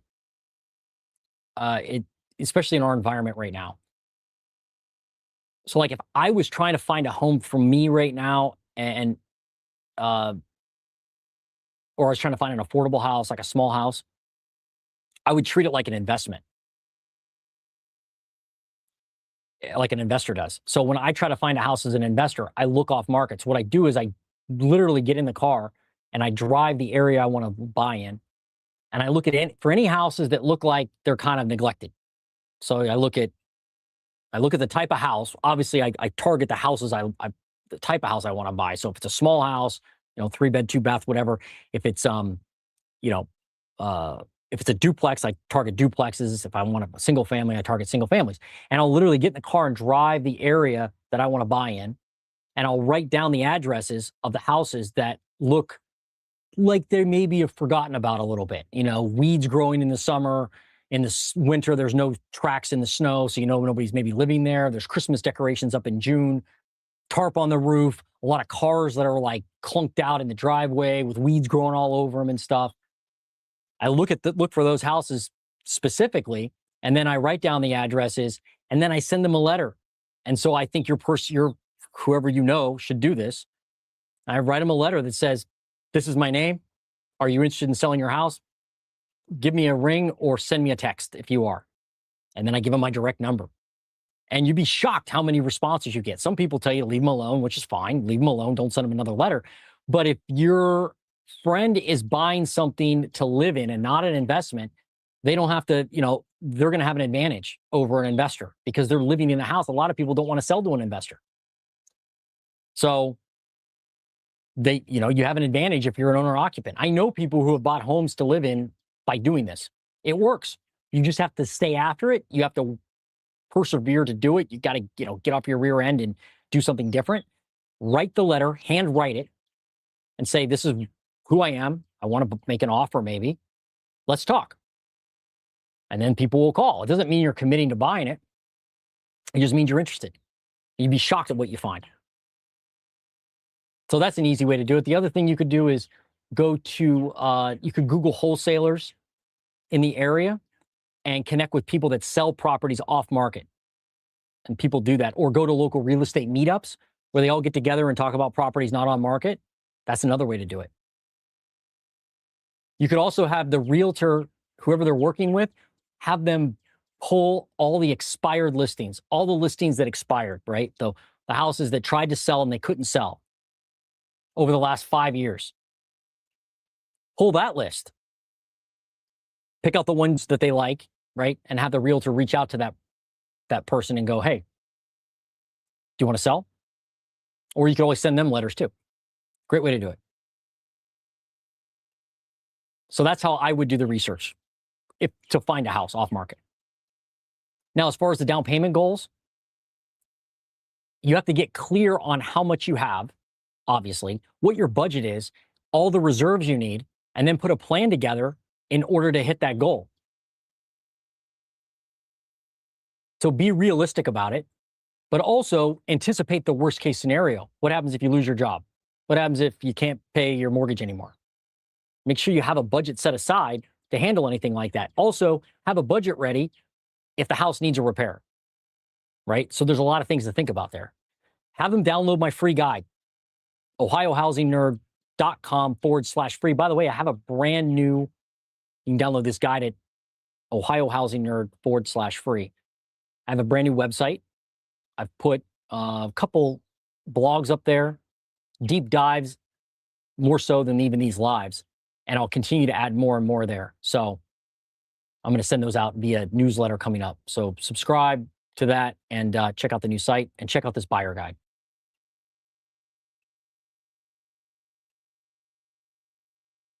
All right. Boy, I got a lot of zip codes here.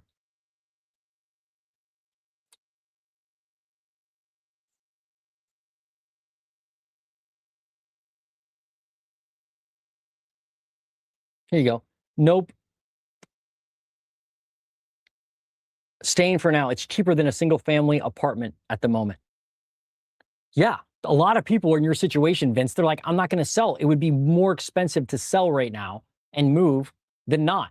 So my first question on my buyer guide, by the way, is why are you moving? Why are you buying a house? What's the reason for buying a house? Is it because of Instagram?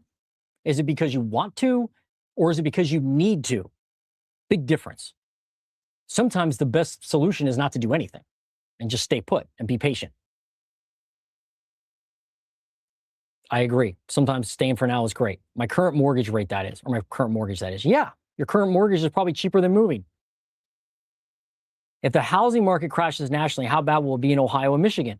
That's a great question. I mean, Ohio prices did come down during the great financial crisis. Look, I'll show this to you right now. Check this out.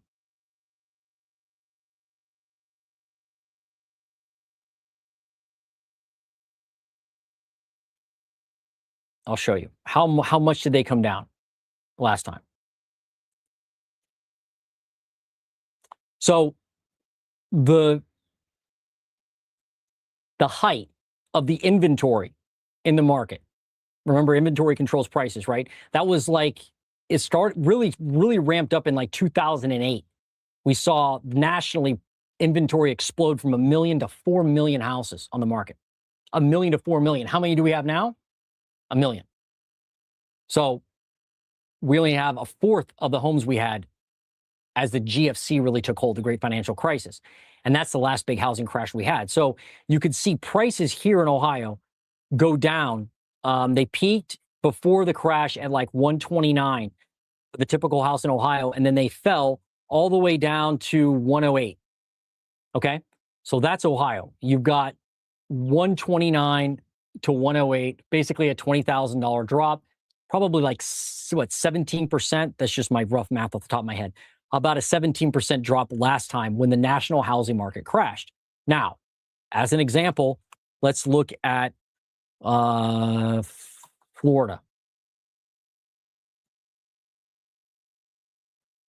And let me look at single family house values just to show you, because this is a great thing to keep in mind if you're hoping for a housing market crash. If you are waiting, thinking that a housing market crash is coming in Ohio, this segment is for you. Look at the typical value in Florida. What happened? It spiked. It was $265,000 before the crash in 2006, and it dropped all the way down to $137,000. It went down $130,000 on a $260,000 house. Now, I don't know what that math is, but it's a lot. Could be 50% prices went down, whereas Ohio, 17%. The point is that there's no doubt that prices would fall, but it's all dictated on the inventory, right? It really is. It really comes down to that inventory number. If we have a lot more homes, like look in Ohio, back in 2016, we had 45,000 houses on the market. 45,000. Now, 16,000 homes. That's it in the entire state, which I have to keep staring at, wondering if it's real, but it is. 16,000 homes. During COVID, we had 8,000 homes. Now, Florida, I'm not going to show you the numbers, but they experienced nearly the same thing, right? Tons of houses on the market, but a lot more than we had during the GFC leading up to it.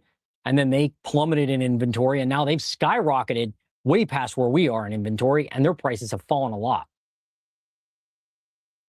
So if we have national pain in the market, we will probably see a decline. But unless we've got an exponential number of homes on the market comparatively, you're probably not going to see a 50% crash. So that's what I think will happen. What's up?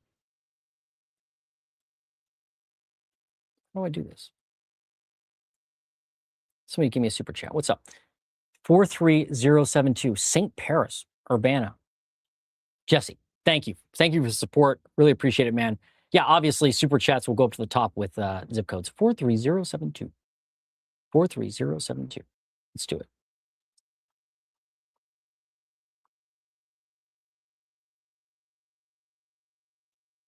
Active inventory count, 8. St. Paris. Is that what you said? St. Paris. Urbana. Okay.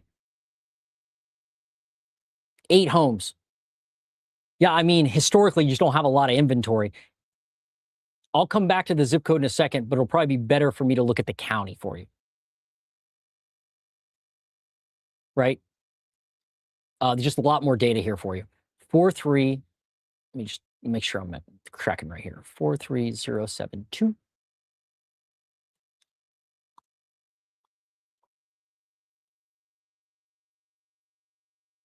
Yeah, Champaign County. All right. So let's look countywide for a second, and then I'll go back to your zip code with prices and stuff. But because you don't have that many homes on the market, historically even, the data is not going to give us a whole lot there. It's hard to see a trend. So 46 houses total in the county. You only had 24 back in 2021. So you are gaining inventory. You can see you went from 24 to 26 to 39 to 41 to 46. So you have gained homes, 22 homes in 6 years. Still not a lot. Back in 2017, you had 118 houses. And shoot, in 2016,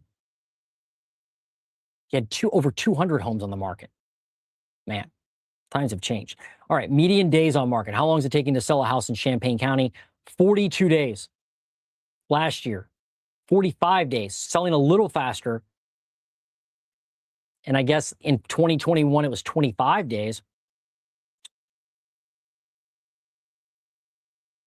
In 2020, 71 days. So you're definitely selling homes quicker than pre-COVID.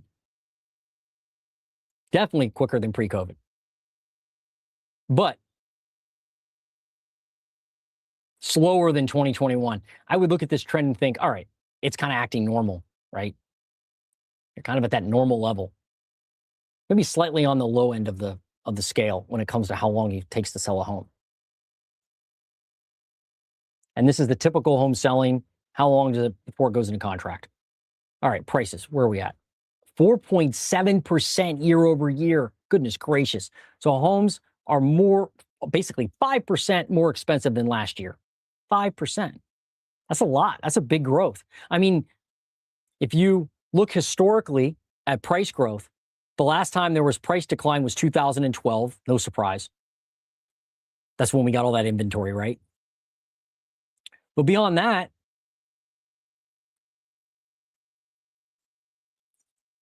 I mean, if I go back to pre-COVID, you were growing at like 8%.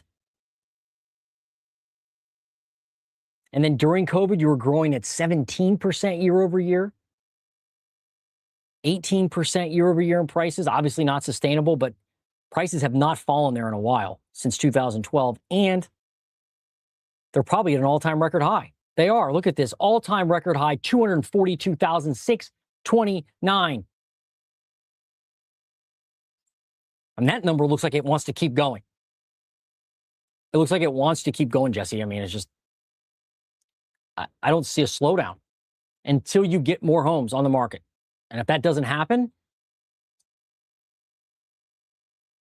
the prices just may continue to go and go and go. And they have to be homes people want, right? Like if they're all fixer-uppers or all super expensive. Like I've been to Urbana before looking at houses, and it seems to me that they're huge homes. A lot of, in like Springfield area, a lot of big homes. Seems like they're like 3,000, 4,000 square feet, old, right? And needs a ton of work. At least that's what I was looking at. I mean, they were 6-figure renovations, every single one of them, just to get the basics done. I don't know if that's what people are buying and that's what's for sale right now, but I would guess anything fixed up goes at a premium because it's a lot of old inventory. But it doesn't look like prices want to slow down there at all. It's probably still a seller's market there. It probably is. Still a seller's market in Urbana. Thank you for the support. That means a lot, man. All right, let me go back to the live. How long have I been doing this? I'm at 2 hours. So I've got a few more minutes, a couple other zip codes, a couple comments, and then I'm out.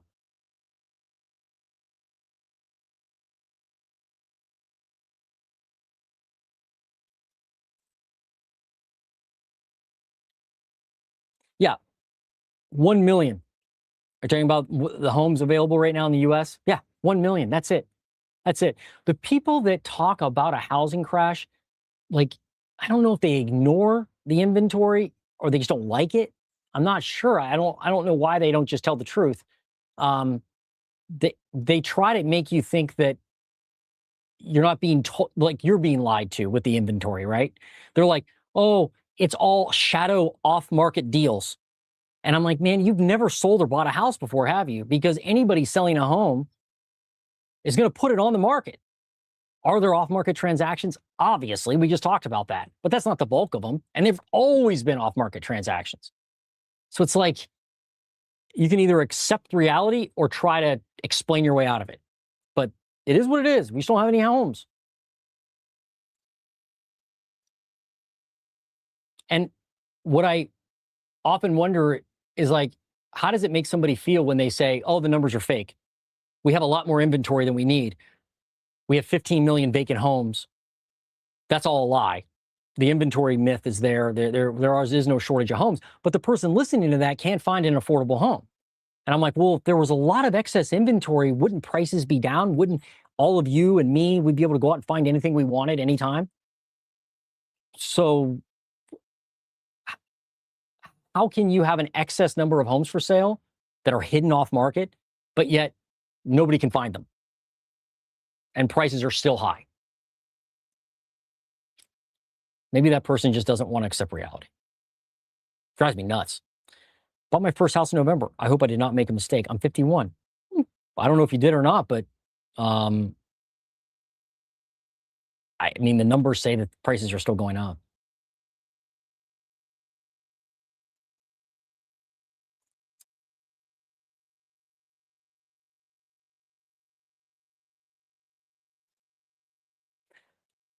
Oh, check this out. I was able to buy the house we're in by writing a letter with my offer. My wife was 7 months pregnant, and the owner was elderly and moving because of medical reasons. Had an offer $70,000 higher than ours. Awesome. Awesome. That is fan-freaking-tastic that you did this. With the offer. Oh, with the offer. I see. Yeah. You got to be careful with that, though, too. As a realtor, I have to be careful with people writing personal letters just because of fair housing rules. But if you can put a personal touch on it, nothing wrong with that. Nothing wrong with that. And it's even more powerful if you can send that letter to somebody who isn't even listing their home for sale. It's just somebody down the street. And you're like, hey, maybe this person wants to sell. Here's a letter. What works. It does work. Personal touch works. All right, let me go back and look at a couple other zip codes, and then I'm going to stop.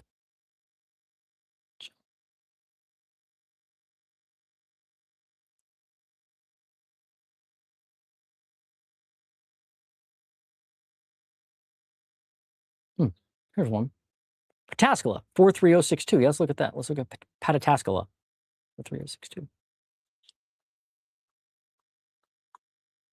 Wow. Ah.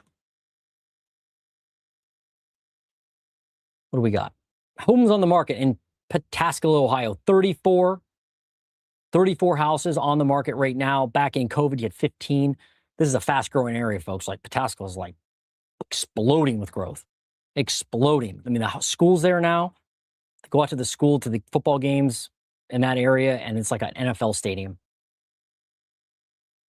Median days on market, 30 days. Last year, 29 days. Homes are selling slightly slower, but really nothing special. 15 days back in 2021. So, and it really hasn't changed in the last 5 years, except in 2021. So homes are pretty much moving just as fast as they were the last few years. But go back before COVID, look at that difference. 47 days, 38 days, 52 days, and 58 days. They were selling a lot slower then. But along with COVID came all that growth out in Pataskala. And now homes are just selling faster. Prices, 1.8% up. Last time they fell was in 2017. They were actually falling, home prices. You had a period of where prices actually came down in 2016 through 2017 in Pataskala. And then if I look at single family value, where we at? Wow, $388,000. It's an all-time record high in Pataskala, Ohio. $388,000. A lot of data centers there, big Amazon warehouses, a lot of that stuff, right? A lot of migration into that area. By the way, did you know that we gained residents in Ohio for the first time in like 30 years? Ohio population went up by 12,000 people, I think, in 2025. As far as the data I've looked at, I'm doing a video on new construction and I cover that. But yeah, we actually gained residents in Ohio. It was like literally the first time in decades where the total Ohio population went up. And I'm pretty sure that's net domestic migration. Does not count any international migration. That's people moving from other areas of the U.S. $388,000, all-time record high in Pataskala. Before COVID, you were at 230. Whew. Wow, what's that growth like? Let's look. Goodness. 56%, 57% growth in home prices since 2020. And since 2022, only 9%. So you had like a 50% growth in 2 years. Nearly a 50% growth. I mean, it's like nearly 25% each year. 2020, 2021, 25% growth each year in home prices. Those 2 years wrecked most housing markets. Literally those 2 years. People got cheap money. They were boxed in at home, got some checks in the mail. Time to YOLO. YOLO.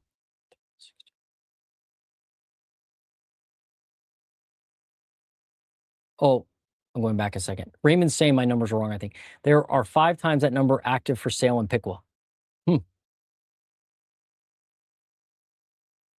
Yeah. Sometimes these numbers, I'm not going to say that the active inventory number is 100% accurate. I think, I'm looking at a summary at the end of the month. So, and a lot of new construction is not caught here. There's no doubt. It never has been though, right? I mean, builders have never put in new construction. They don't have to. They'll put in like one house and there's like 5 available.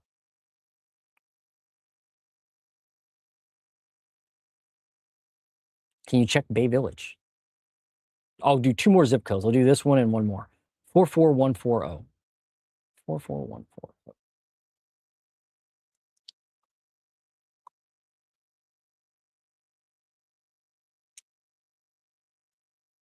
$20 homes right now in 44140.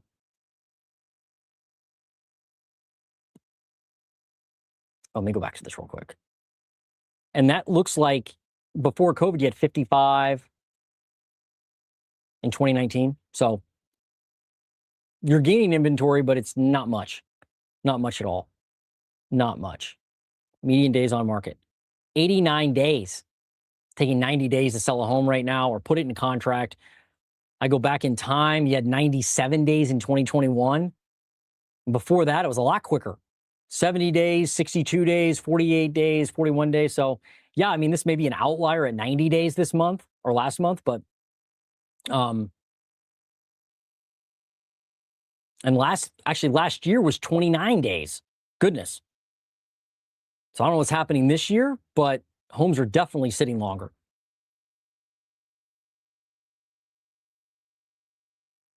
$44140. Where is that? Let me just look. Bay Village. Oh, you told me that. The stream's getting long. I'm getting cagey. Prices in Bay Village up 6.3%. What? Goodness. 6.3%. Total or typical single family value, 400 grand. All-time record high, $400,000. And prices in Bay Village want to just keep going and going and going. That's a pretty nice area, isn't it? $260,000 before COVID. Now $400,000. That's a big increase. How big of an increase is that?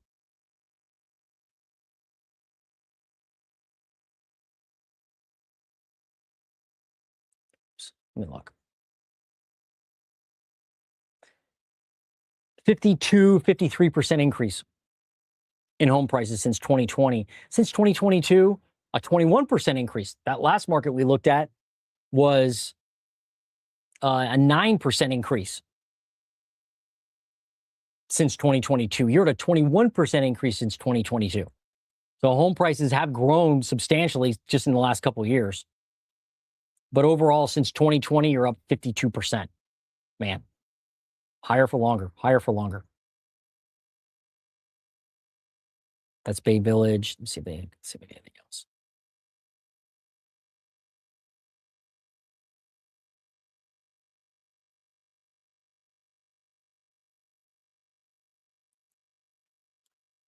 I avoided the subprime mortgages. Good thing I did.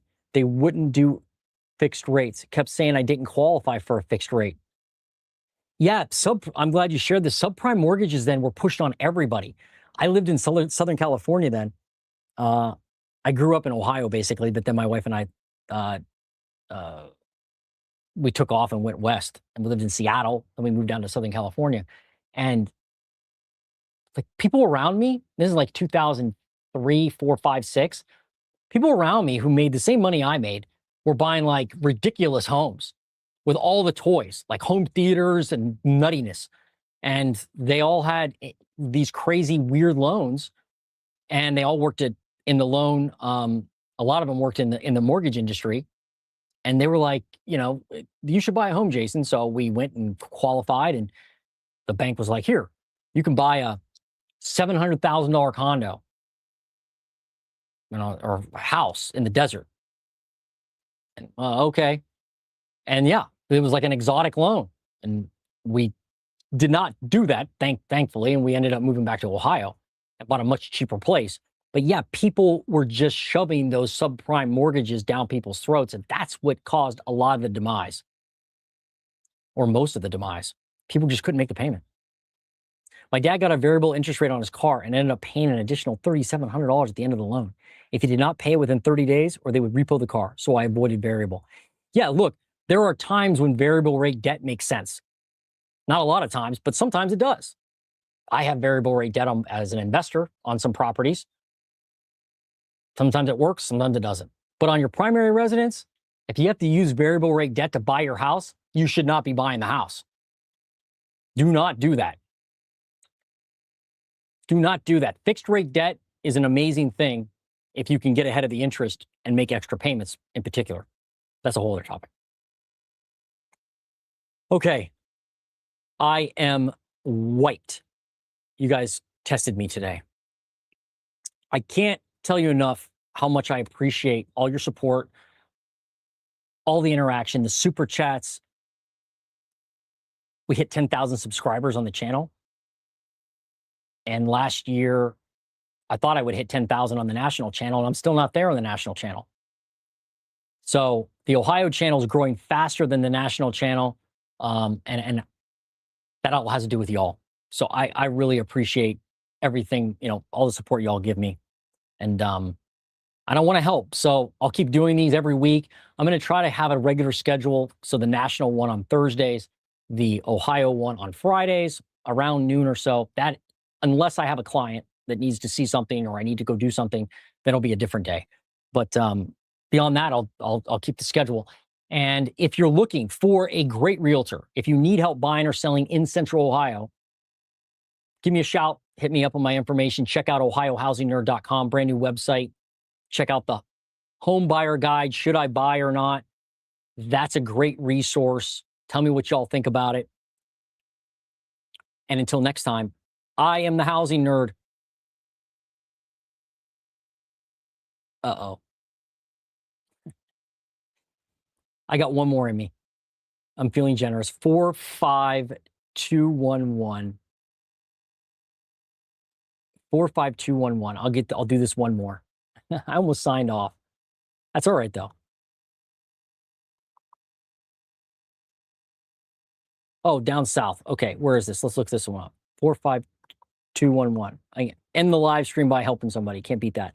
Westwood neighborhood of surrounding areas of Cincinnati. Let's look at the inventory count. 43 houses. During COVID, you had 12. So you have gained some homes. But before COVID, you had 105 back in 2017. That was what supply really looked like, right? But you are gaining. You are putting supply on the market. That is always good. Look at days on market, 54. Wow, 32 last year. 16 the year before that, and the year before that, 11 days. So homes have taken, at one point it was only 11 days to sell or to go into contract. I keep saying sell, but go into contract.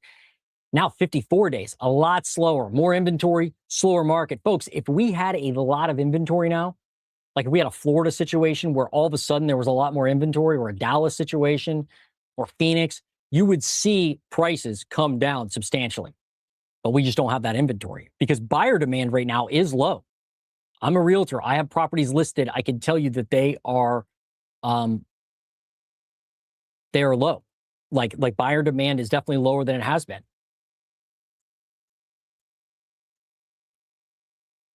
Prices up 0.7%.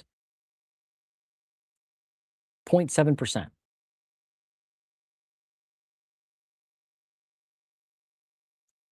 That's it. Typical single family value, $200,000. $200,000.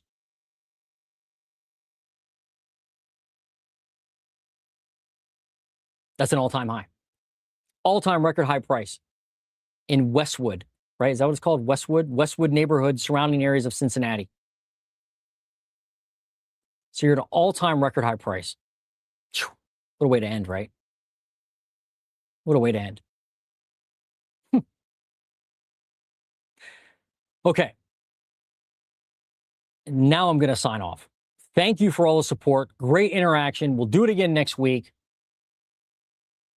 Like, subscribe to the Ohio Housing Nerd. Check me out on the national one. And I am out OUT. Have a great weekend. Happy Easter.